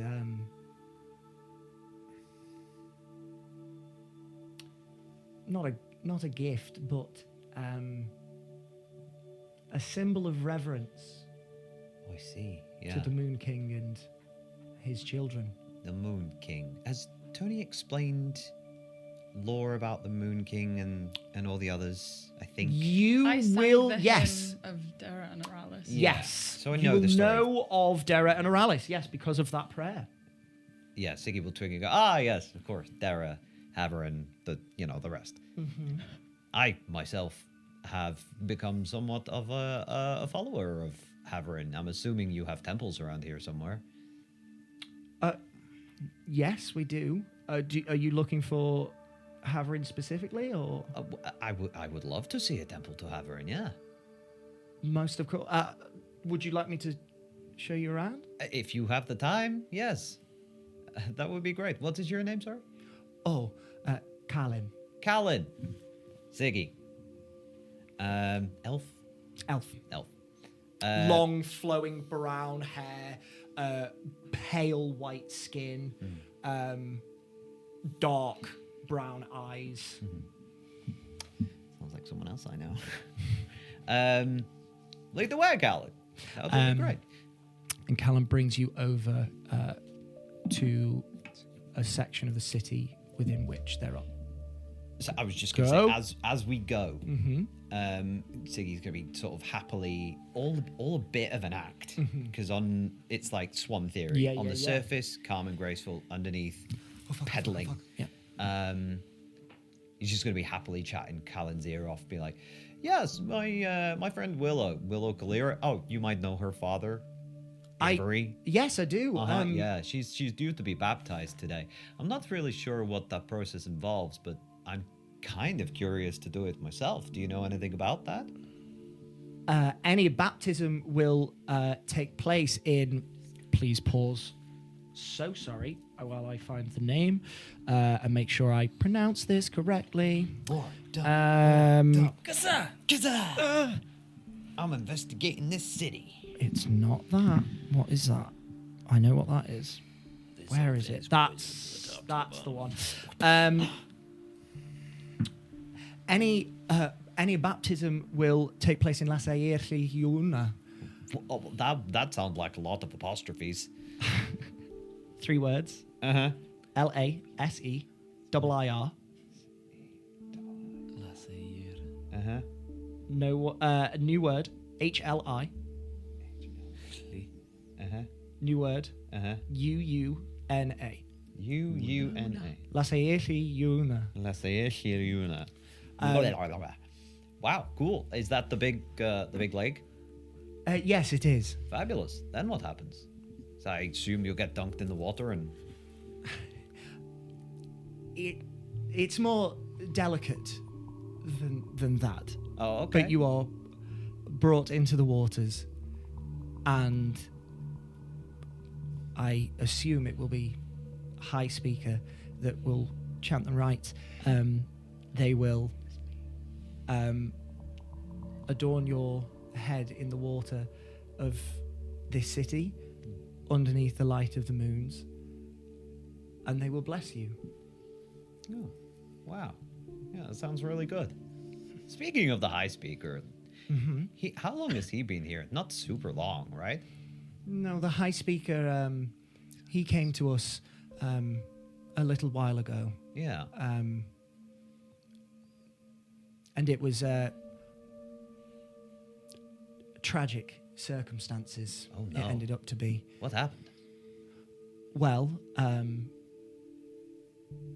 apparently, High Speaker Kalira was part of a group that I heard about this. travelled here, as many do. We are the apex of many a pilgrimage for anyone who worships the Moon King or his children. Oh, count me in. Exactly. Yeah. It turns out that within our city, someone who we thought was our leader was here waiting for them. A very big fight broke out. Some of High Speaker's people were killed.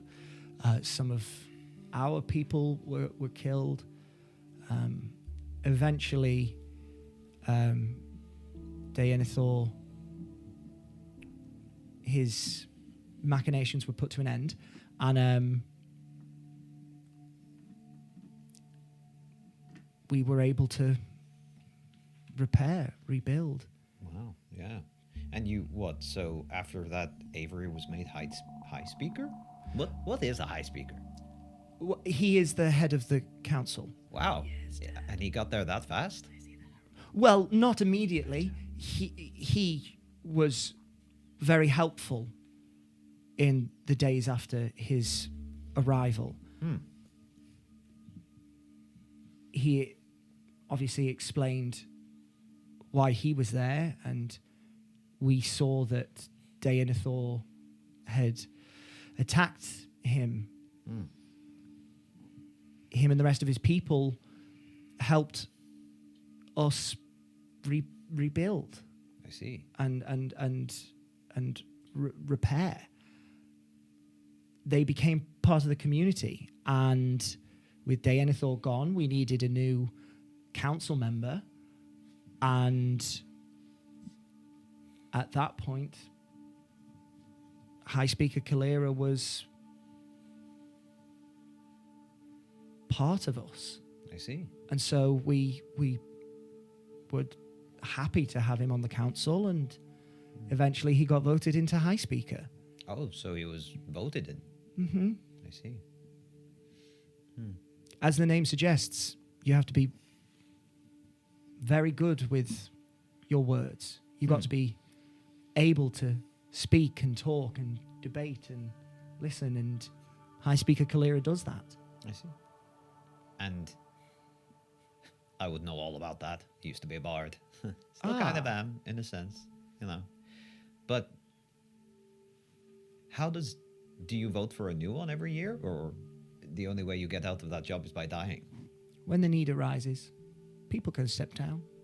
I see. People can pass on. People can move out of Moonwater. It does happen very, very, very rarely. Most who want to stay here do not leave. But occasionally there are people that do. I see. Sorry, I feel like I'm talking your ear off. But No, I'm very enthused. I wonder, what do you know about those two that follow him around? I know they came with him as part of the Moon Chasers, but they seem a little intense, don't you think? I don't really know a lot about them, but I imagine losing people in that way, especially High Speaker Kalira's partner. Well, I can imagine that has an effect on people. Of course, yes. If I may, I think perhaps my friend Willow would maybe want to say her goodbyes. Do you know where the people that were killed were buried? Anyone who was buried, anyone who died was given back to the forest. I do not believe that Willow's mother was granted that same privilege. I see. Neither was Daenathor. Because they betrayed them, right? Yeah. Why? What I can't understand is why Daenathor and Willow's mother would do that. Doesn't really make a lot of sense. I don't know. There are many enemies of the Moon Watchers and the Moon King out there.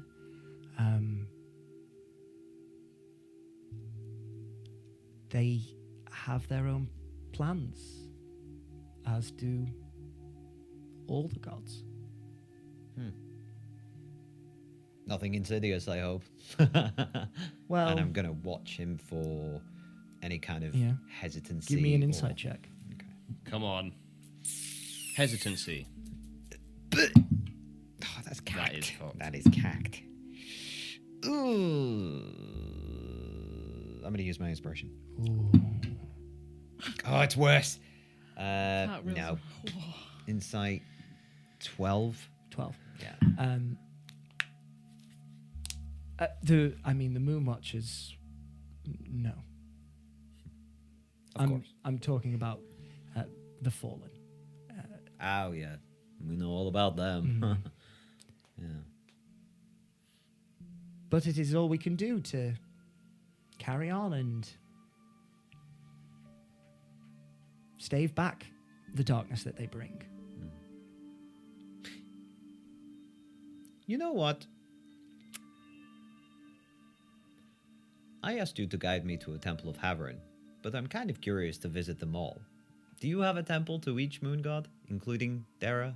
For a single second, I thought you said the mall, and Jack was like, I'm going to "What?" go to the We're mall. not going to the mall. We're going shopping. I like this one so much.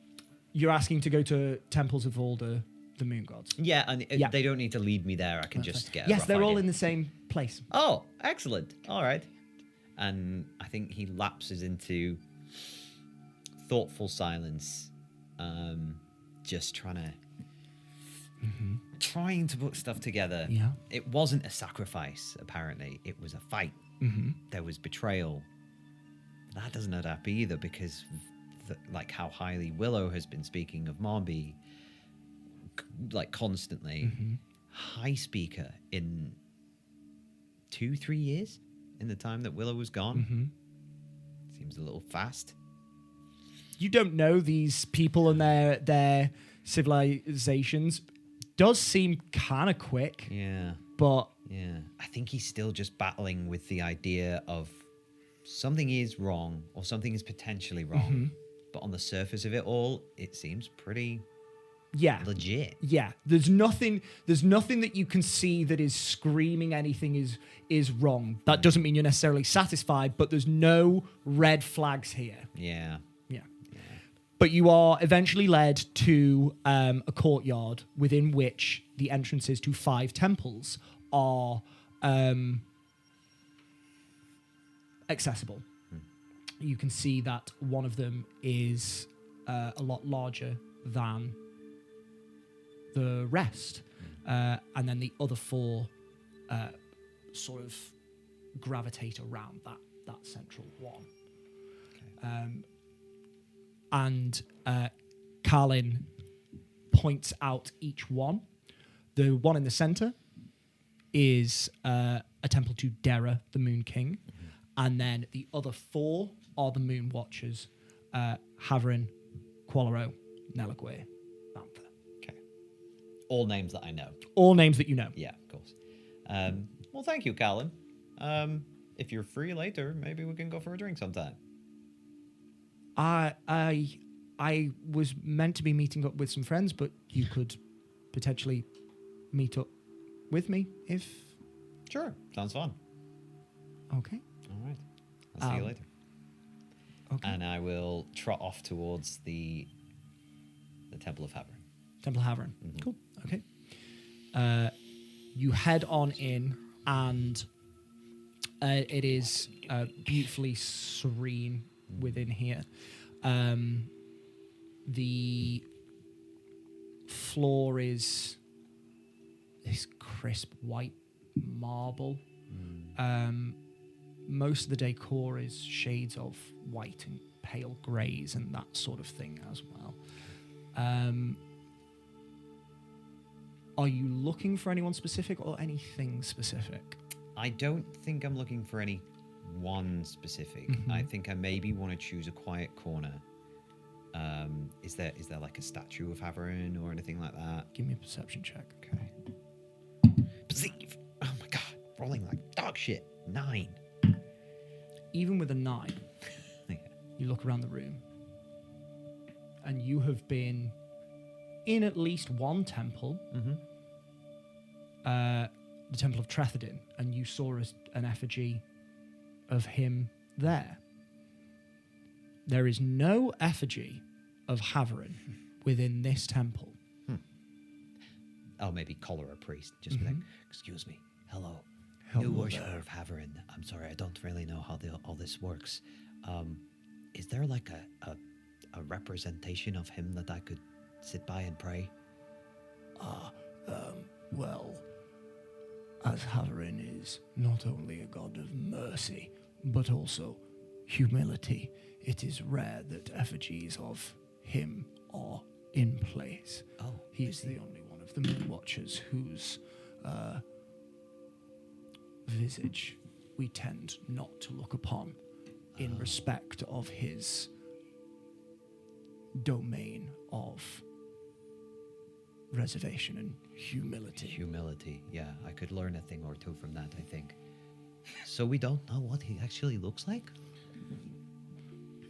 In all fairness, we do not truly know what any of the gods look like. Oh, okay. Their forms have been documented to change as they see fit. Some gods change their forms that they present to us, person by person.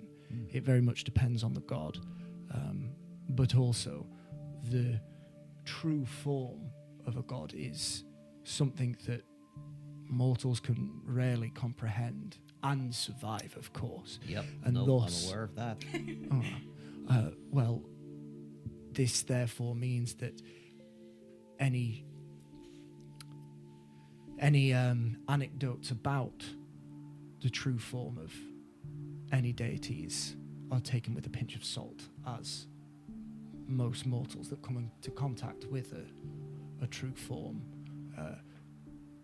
rarely come away unscathed. Oh, I see. Okay. And I think about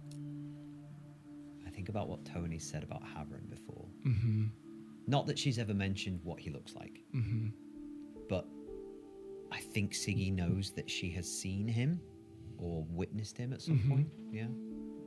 Like how? Okay. Well, so how come Tony's not doing that?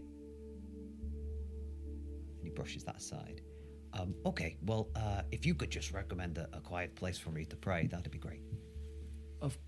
Of course. Yeah. Follow me this way. Leads you over to a really nice quiet corner, and there are like off-white curtains that you can sort of like drag across just to give yourself like this booth of privacy, as it were. Okay. And he's going to drag that curtain across then, and sit cross-legged on the floor. Take out the sort of songs, or acts of songs, sorry, and lay it across his lap. And I'm going to ritually cast Commune.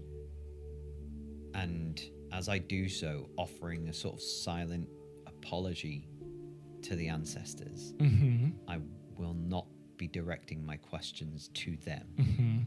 I will be directing them to Haverin, Okay. if possible. girl. Okay. You, by the wording of the spell, it says your deity or a divine proxy.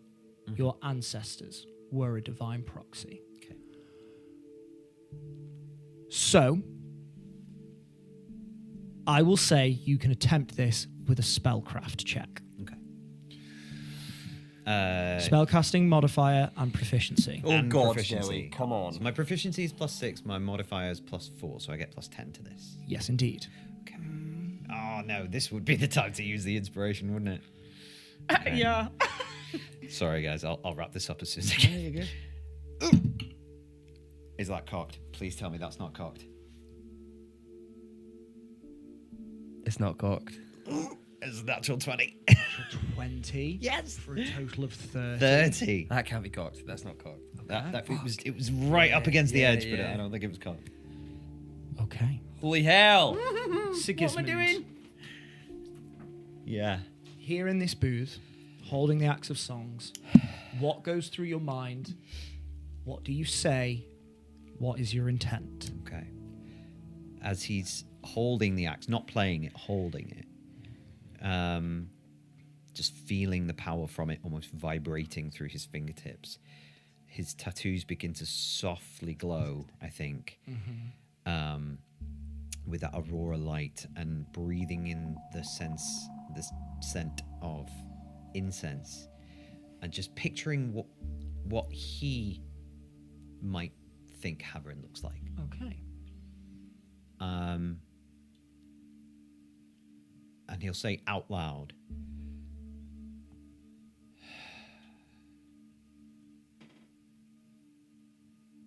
Haverin, God of mercy and humility, I have learned much from you and from your herald, Antonia.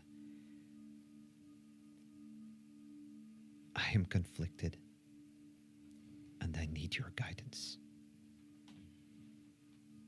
Please, if you are able, answer my questions. What do you ask?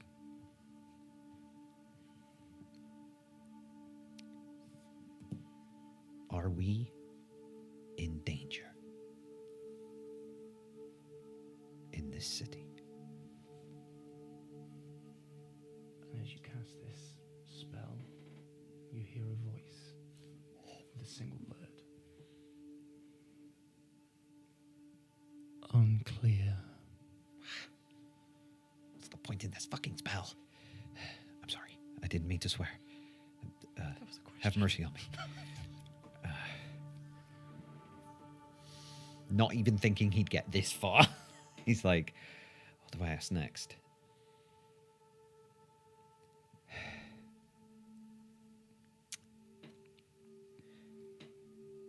Must I stop Willow from being baptized?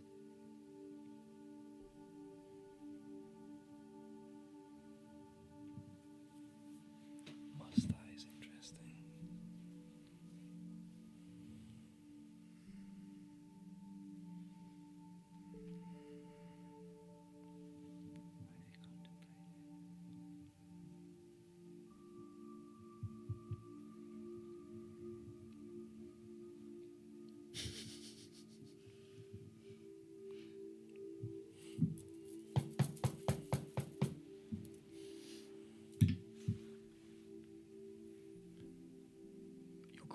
Can you repeat your question to me, Sigismund, Yeah. just so I can make sure I've got this exactly right? Okay, I said, must I stop Willow from being baptized? Stop Willow from being baptized. Yes. No. That comes as a shock, I think.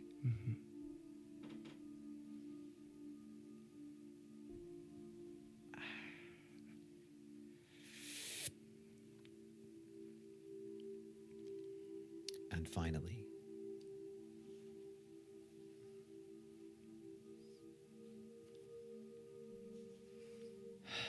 and it's with a heavy heart that he asks this last question. He really doesn't want to. He's terrified of the answer.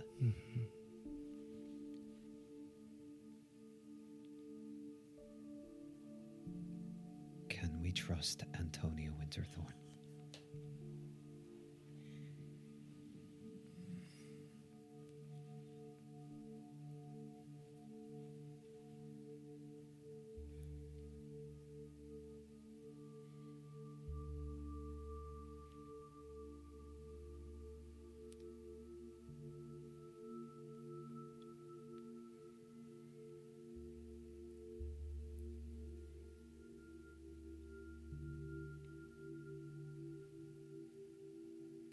Yes.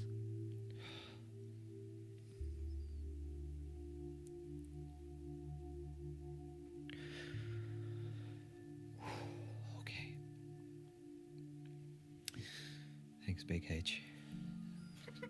And he stands, slings the axe onto his back, and as I go to leave the temple, I'll find the send to all bead. Morning, everyone. Where are we? What are we doing? Morning, Sigismund! Oh my god. It's baptism day. Get your ass in here. We're pampering ourselves. Tony, Sig- make sure you're doing it. Oh, crap, I'm still casting. Brilliant.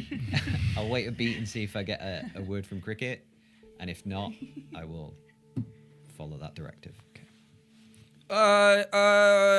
Nobody eat. I'm making lunch. Ooh, pampering and lunch.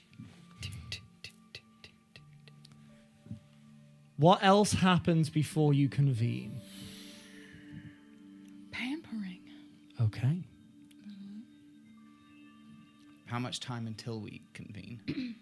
At that point, I'll say 45 minutes. Okay. And how long till nightfall? At this point in the day, a few hours. Okay. I think, well, yeah, Willow will spend some time, like, after we've done some masks. She'll druid craft some, like, daisies and flowers. And then what she's going to do is, because she's assuming she's going to get wet and she doesn't want to come up and her hair be all over her face because she wants to look cool, she'll do like kind of Daenerys Targaryen vibes, braids backwards into like a half up, half down look. But she's just going to spend ages, and you'll be watching her like meticulously, but with so much excitement and joy, just threading. Ooh, that made me. 2 seconds. Sorry. With so much excitement, she'll be just threading flowers in to make like it just look like a presentation of just this waterfall of flowers that will come down into like curly hair and just make sure that everything is perfect. Thank you. Pristine in how you look. I think this is good enough. Yeah. Okay, now we just gotta wait. Not long. Are you okay? Yeah, I think so. Yeah. This is what you're gonna wear? Do you have to wear anything else? What, like a hat or something? Yeah, or a big H Like a for Herald? I don't. He didn't give me anything to wear, so. Okay, all right. Do you know what you have to say? Do you know? No. No, I don't know. Do we I just have to riff it? say. Yeah, Do I have to? I don't know. Oh, he said. What did he say, Avery? When we got here, what did he say? I'm reading something. You will be speaking the rights. Great. I guess your dad would probably. Heck, you don't want to be speaking the wrongs. I hope not. I know. Yeah, that would be bad. Okay. Yeah. All What right. if I fuck the words up? Then it'll be like every other day of your That's life. true, but this is important. Yeah. Have you been to a baptism before? No. No. All right, neither have I. My first as well. Are you sure you want to do this? Yeah, without question. 100%. Yeah, why? Do you know that? No, I do. I do. Okay, sure. Yeah, Okay. you're gonna have to be restraining me to get knocked down into that water. I'm very excited. Me too. And then what happened? Like afterwards, we just go get mimosas or something. Do we stay here? I don't know.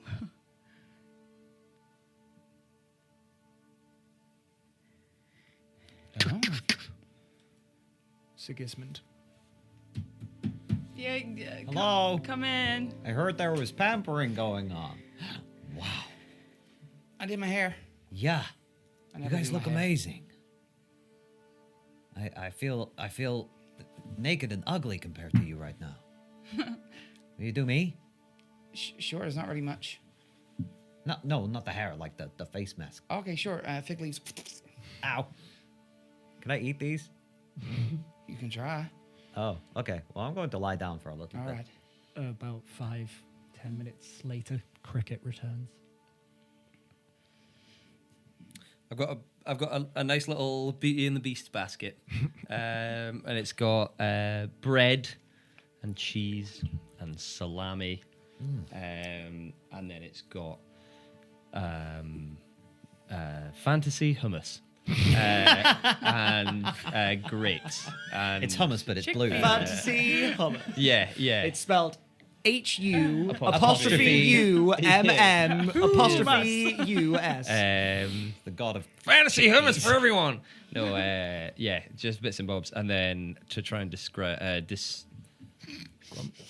what am I trying to say? Disguise. Disguise. That's the one. I was gonna say. To try and describe this pear, it's a pear. It's a really nice pear. a really no, nice pear. to disguise the pear, I will get a bunch of apples and some grapes, and I will get. I'm trying to think what would suit this. Some persimmons. That'd be nice as well. I'll do that. Lovely. And I've got this little shoulder basket, and I come in. and a quail stick. And a single Czechoslovakian wolfhound. Would Tony let me do whatever I want with her hair? Or would she want Today, it in yeah. the bun? Excellent. Cool. Then she will do like a braid. So I think probably for one of the first times, you'll see the complete length of Tony's hair because she always wears it up in a bun every day. She puts it up religiously. But this will be hanging down. I don't know how long it actually is now. Oh, it would be pretty long now. But you'll see the gorgeous ombre. That's going to be decorated with just loads of like white and noir flowers to kind of that go. But it starts, whereas the hair is obviously black on top and then it goes down to white. The flowers will start white and just nothing too gory, but just around the ear and down. It will then become black flowers as it heads down to the bottom of the fish braid. Cute. And she'll make sure she cuts some bits around your face with her saliva. I'm seeing like jasmine and hellebore. Yeah, I'll take it. Black and white flowers. Yeah. So I got a basket of food. Ooh, I like food. Yeah, I know. I haven't I'll just eaten breakfast yet, pull out actually. a length of salami. Well, you can. Hang on. I'll go over to a side table and start chopping it with my axe. Gently, I'll like shade Yeah, it. yeah. That Shade you it can off, do. Yeah. There we go. That's better. Perfect. Well, there you can do the same thing with the bread, Siggy. That's Okay. perfect. Should we start off with a? I'll just pull out a grape each. It's not the good berry, is it? It's not a good berry. This feels really weird. Oh no! Yeah, I already ate mine. Why Sorry. are Can I have we another doing one? this is like in this way I thought we'd get the party started early. with the grape? Siggy's layering. It's like a preschool wine. Insight check. Yeah, I on also want Cricket. an insight check just because the last time I saw you, you were so upset and Oh, not yeah. wanting this to happen. I will not. I am layering salami on cheese on bread. absolutely. Cricket, give me a deception check. I already rolled that one today. 37. Holy hell. I got 15, you know? Still pretty good. 40. No, I'm joking. 21. Which makes sense. Does it make sense? Well, that's what the dice say. He's come in with a lot of energy, kind of bustling, kind of trying to distract himself from the realities of what this is. He knows that if he kind of pauses and looks at Willow for any length of time, it'll crumble. So he's trying to very performatively. It's like a poor shadow of the scene where he gave everyone instruments, because that was From a Heartbeat of Joy, whereas this is a thin film covering. Yeah. But because you're in the tornado, you're wrapped up in it, and because you're being avoided, you'd probably see right through it.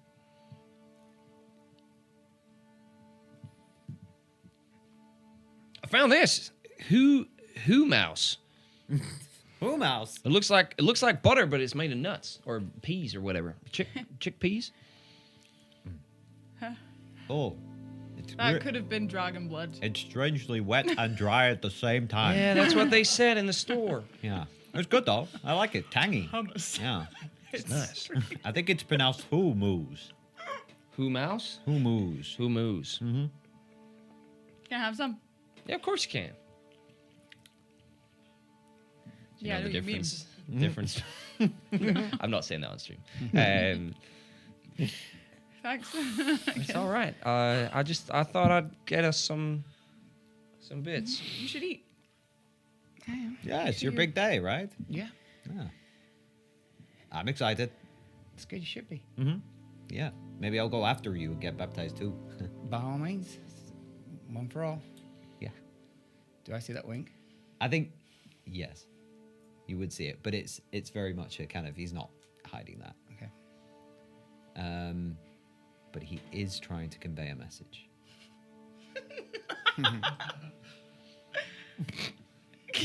I've got it. I'm locked in. Okay. Yeah. And then he's just like slicing up cheese, bread, handing it out, putting it on little plates or something. So what's the process like? What do we do? We go down to the lake. Oh, it's I think it's called Yeah, it's called that. Lazelir Hliuna. That's Elvish, I'm guessing. It is Laseir Hlihuna, means the Lake of Moons. That's the Lake of Moons. Oh, nice. Yeah. Okay, and then you get gracefully anointed, Yeah, I guess so. We don't know. We've never been to a baptism before. Nope. and then party. Yeah, mimosas. Excellent. Sounds good. It'll be fun. Speaking of mimosas, maybe we should get something to drink with the humus. I don't think we should drink before this. I can get virgin stuff. It's fine. Cricket, you want to help? Yeah, sure. Cool. I can help. Okay, we'll be right Yeah, back. let me just fix that flower on you. Oh, thank you. Okay. And I'll pull Cricket out of the room. And I'll pull him up close to me. Dude, I went investigating. Yeah. I think you would have done a much better job. But No. as we're I think you would have done a much better job. But I cast a spell that I've used before, but I spoke to someone different. I spoke to Haverin. I think. You spoke to Haverin? Yeah, or like an aspect of him. Oh no, not aspect. Something else. Okay. And I only had 3 questions, but I thought I'd just ask some stuff that's been burning on my mind. And apparently, yes, it's okay. We can trust Tony. But he also told me that we shouldn't stop the baptism. But Haverin told you that? Yeah. I also asked if we were in danger. He wasn't sure about that one. Antonia Winterthorn Herald of Haverin, Uh-huh. and Haverin thinks we should trust her. Oh, shit. Oh, yeah. Well, I thought he would know better. Well, that's good. That's good. If we've You know? if we've asked him a question, do you know if he was honest? Is he compelled to be honest, or can you just ask him whatever? You would know that. I think it says correctly or something. Yeah, Yeah. they answer correctly as best they can. Yeah. Certainly with divine proxies and things like that, they are not omniscient, and Yeah. so. As you saw with your ancestors, all you got was unclear because they just didn't know. Yeah. This you did get some answers, but again, it is yes, no, or unclear. Yeah. As best you know, they are answering truthfully, correctly, Uh-huh. and within their knowledge. But, what that means, According to them. yes. According to that, yeah. So their beliefs Yeah. would come into play. Yes. No, Siggy, that's really useful. Now we know what Haverin's thinking. We know what he wants. Yeah. But if he's a bad guy, what he wants is just to not stop the baptism, and we don't know what that means. I don't think we've taken a step forward, but I don't think we've taken a step back. It's good to know what he's thinking. Okay. All right. Glad to know it wasn't a waste of time. I spent ages talking to Colin. Who's calling? Oh, a guy. Yeah, I got him to show me to the Temple of Haverin. Oh, cool. Yeah, they've got like 5 little temples all grouped together, you know. 5? Yeah, 5. Point of note, Cricket, I will say that you have seen 5 temples before in Alcira. Yeah, 5. One for Dara and the rest for the Moon Watchers and Dara. stuff. Okay, yeah, Dara. Yeah. Okay. That guy. That old chestnut. Yeah. Okay, well, so current plan is we continue to stop the baptism if we are not trusting Haverin. Also, I think so, Siggy. I'm sorry. I think so. yeah, no, that's okay. I'm not as good at investigating as you. Oh, you're a good talker. Yeah, well, this is what I was saying to Colin. Colin? Kalin. Colin. Kalin, sorry. This is what I was saying to Callan, that I was curious about the high speaker, Avery. Yeah, they like arrived here, were attacked, and then he became high speaker through a popular vote. I just thought it seemed pretty swift, you know, to come up out of nowhere and become the leader of the council in a city you barely know. Seems a little sus. The leader of the city was killed. Well, the leader of the city was apparently a betrayer. Yeah. So the leader of the city betrays, is killed. Avery comes in, saves the day. Mm-hmm. Becomes high speaker. Yeah, I can see that. What do you get? Fast tracked. Seems like he's good with words. Then we need to be careful. Okay. I just don't know how we're going to stop this baptism. I got an idea. When we go back in, just see if you can ask Willow to eat that pear. Okay. Just try it. I actually really wanted to try the pear. Can I try? You can't try that. Oh. Okay. All right. Yeah. Maybe I'll just like give her a little slice. You can have one of the persimmons. I love persimmons. Well, you can have 2 of the persimmons. Excellent news. Okay, perfect. And we go and find some wine. Fantasy, So good. fantasy persimmon. Oh god. Everything has to be fantasy, Pete. You come back into the room My Monday. with fruits for mimosas. Fruits and virgin mimosas. Which is just orange juice. Which is just orange juice.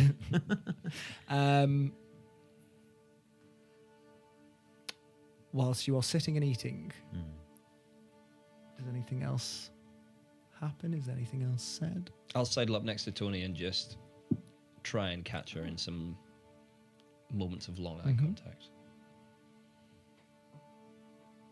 And then for the sake of description, he is kind of searching your eyes when he catches you. There's a eyebrow raised to be like, are we? Make me an insight check. Tony, make me a deception check. Deception.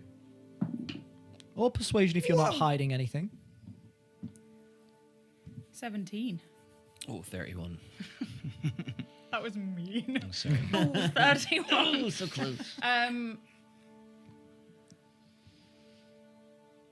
With a 31, you would see there is still a hint of worry, but she's trying to communicate to you through her eyes that everything will be okay. Okay. I just sit and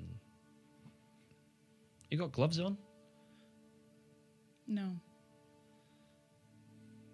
The up here, I'll just squeeze you at one point. Oh me, I'm so full. Whoa, all that bread. I think I've only got a small amount of room left. I take a look at the basket. Like, is there lots of fruit, including the pear, left? Not much. There's an apple. There is the pear. And there's like a small like bunch of grapes that have been left. Okay. It's a pretty big pear, right? Or It's a not standard size? massive. It's For some reason, I'm imagining a butternut squash. No. Okay. It's like that. Okay. size. I'll divvy out the fruit, making an effort that Willow gets the pear, Yeah. and just start munching away. I'm like, wow, that pear looks really good. Does it? Looks beautiful. Is It's that gorgeous. a pear? I've seen it before. Yeah. Well, No, you've not seen this before. What is this? no, it was just in the basket. It was pretty, so I thought you might want it. Did you get it from the same place as the hummus? Yeah, it was the most expensive thing in the shop.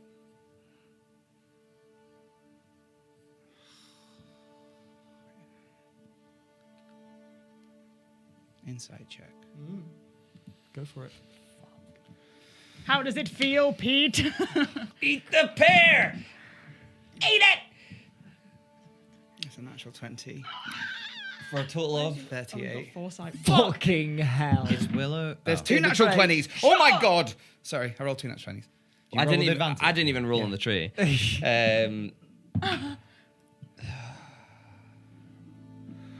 a 21. Battle of the Giants. It's a 21. I know. Fucking hell. 5. He answers too quickly and aims for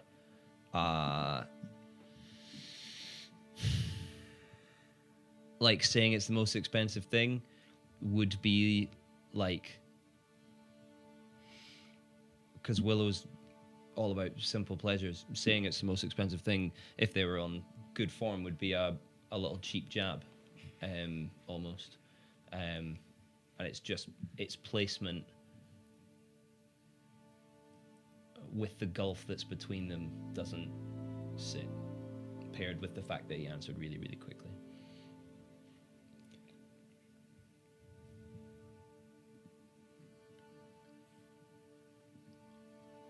Should be good.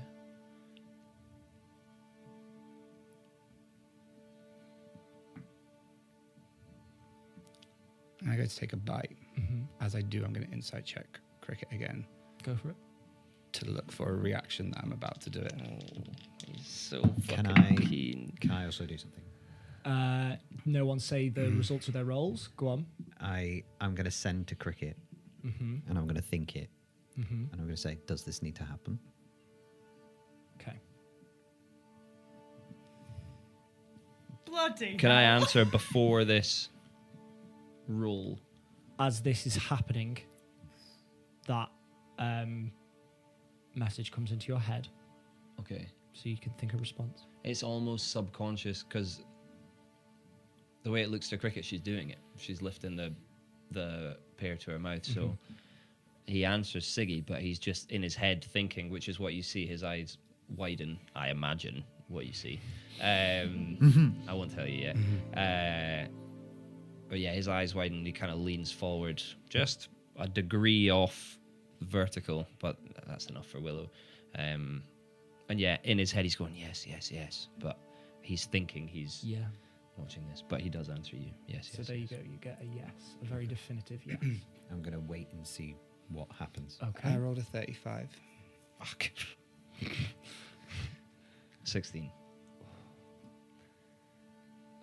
Yeah, that's what you see. You see a leaning in, a kind of, Anticipation. yeah, 100%.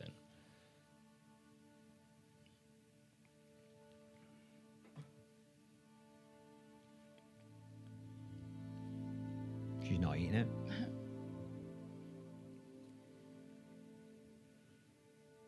She moves it away from her mouth. I think Siggy's going to take that as she's not going to go for it. And he goes, Willow, I suggest you eat the pear. And I'm going to cast suggestion.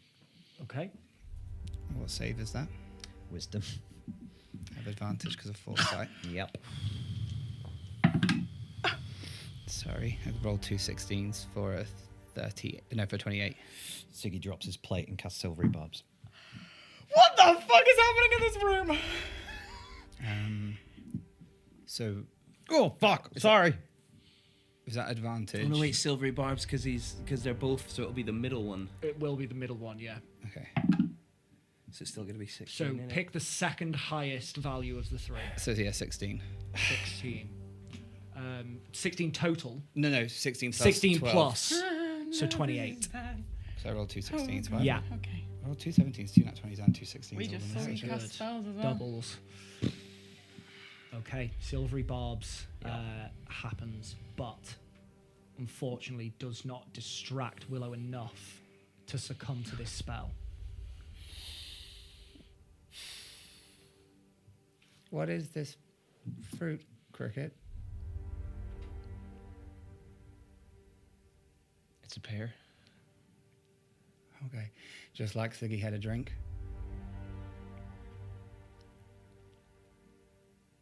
You just can't stay out of things, can you, Cricket? And you're supporting him. Do you know yet He doesn't know anything. I just... that you shouldn't really be a Jarl? I know. We spoke about it.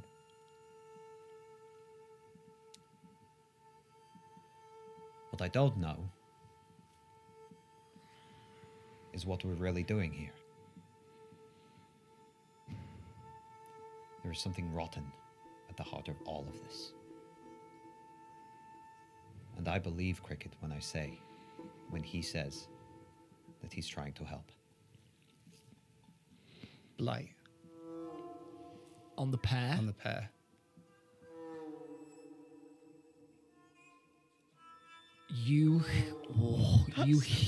Wow. Wow. Inspiration. You hear a sound like wind chimes falling to the floor, this discordant melody of random notes as the pear dries into this faded, dull, what was gold color, and then cracks, and there is just this like former husk of this pear. Yummy. I think as it Chucks it onto the floor. Breaks up into like chunks. No. Just-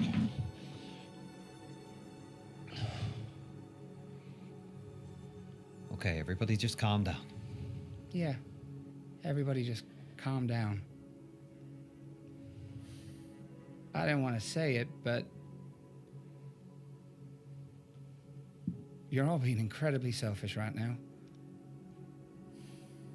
Do you know how long ago Tony told me that my dad was here? not far from a cycle. But I said no, because I wanted to help you and you with anything that you needed to do. And I didn't complain once.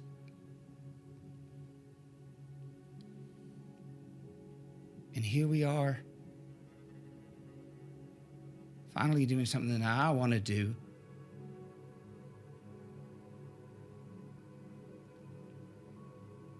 And you two are trying to fuck it up. Funny choice of words, Willow. You said when other people needed things, you helped them. Now you're here doing something you want to do.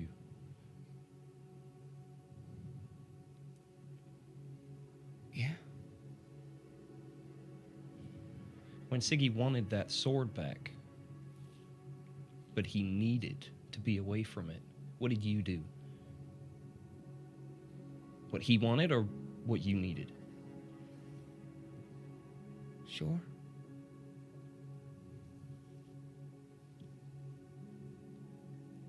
When you sent Sadie away to look after her, is that what she wanted or is that what you needed?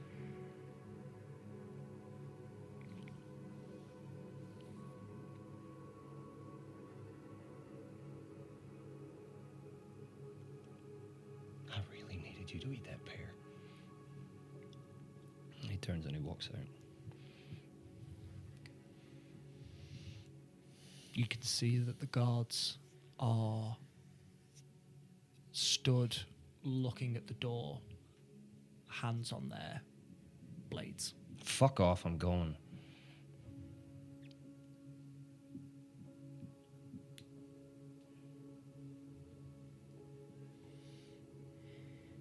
I watch Cricket as he goes.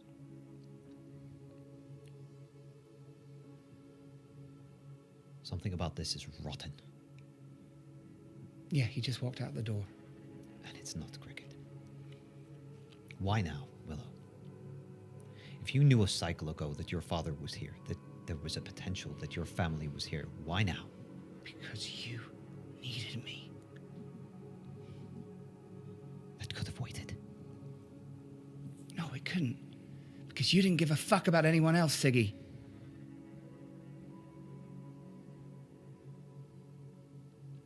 Did you ever stop to ask? Before I go and do this, does anyone else need anything that's more pressing? No, you didn't. This isn't right. Yeah. Something about this stinks.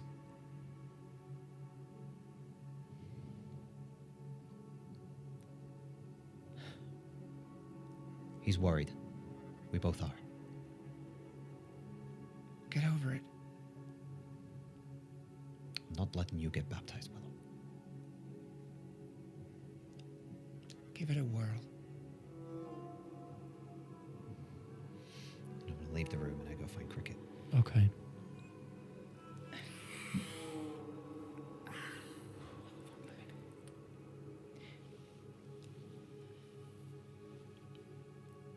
I'm sorry about that. No, it's You're right.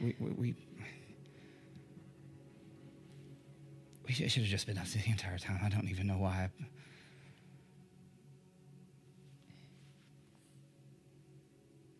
I'm confused. What about? I've just never seen you like that with cricket before. I know. I mean, I get it. It was a weird thing to. I don't understand what just happened, but You try to force something on me.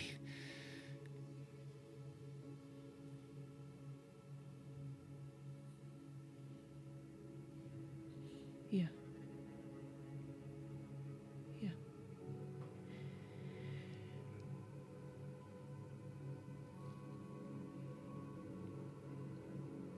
But it's fine. They can and go drink.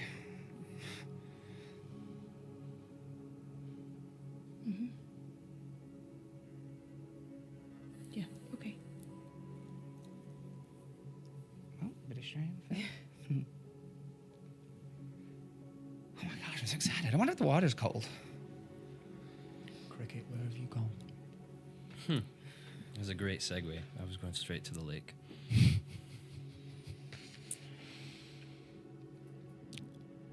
How fast are you walking? Purposefully, but I'm not running. Yep.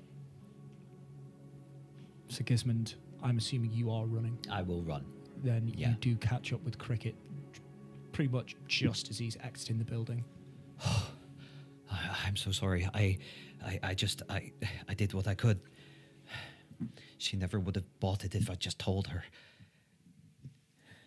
You don't have to apologize for doing all you can, Siggy. That's all you can do.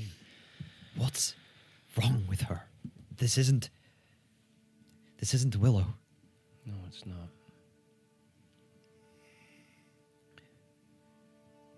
What do we do now?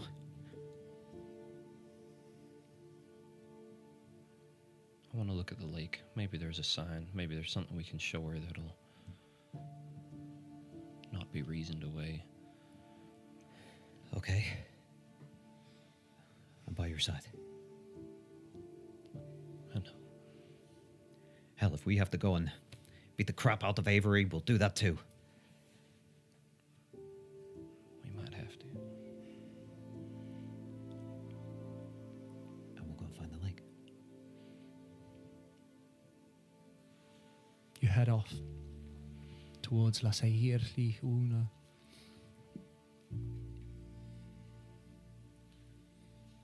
Desperate as ever for answers.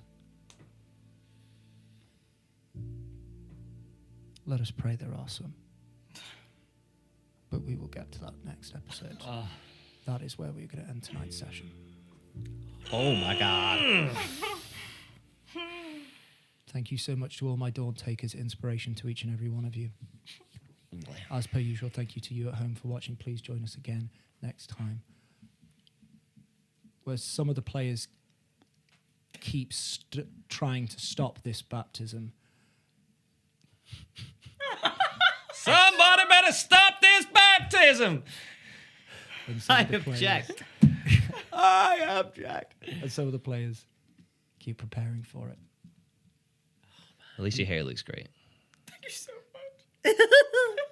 Until then, adventurers, keep on keeping on. Peace and love. Praise Alfred.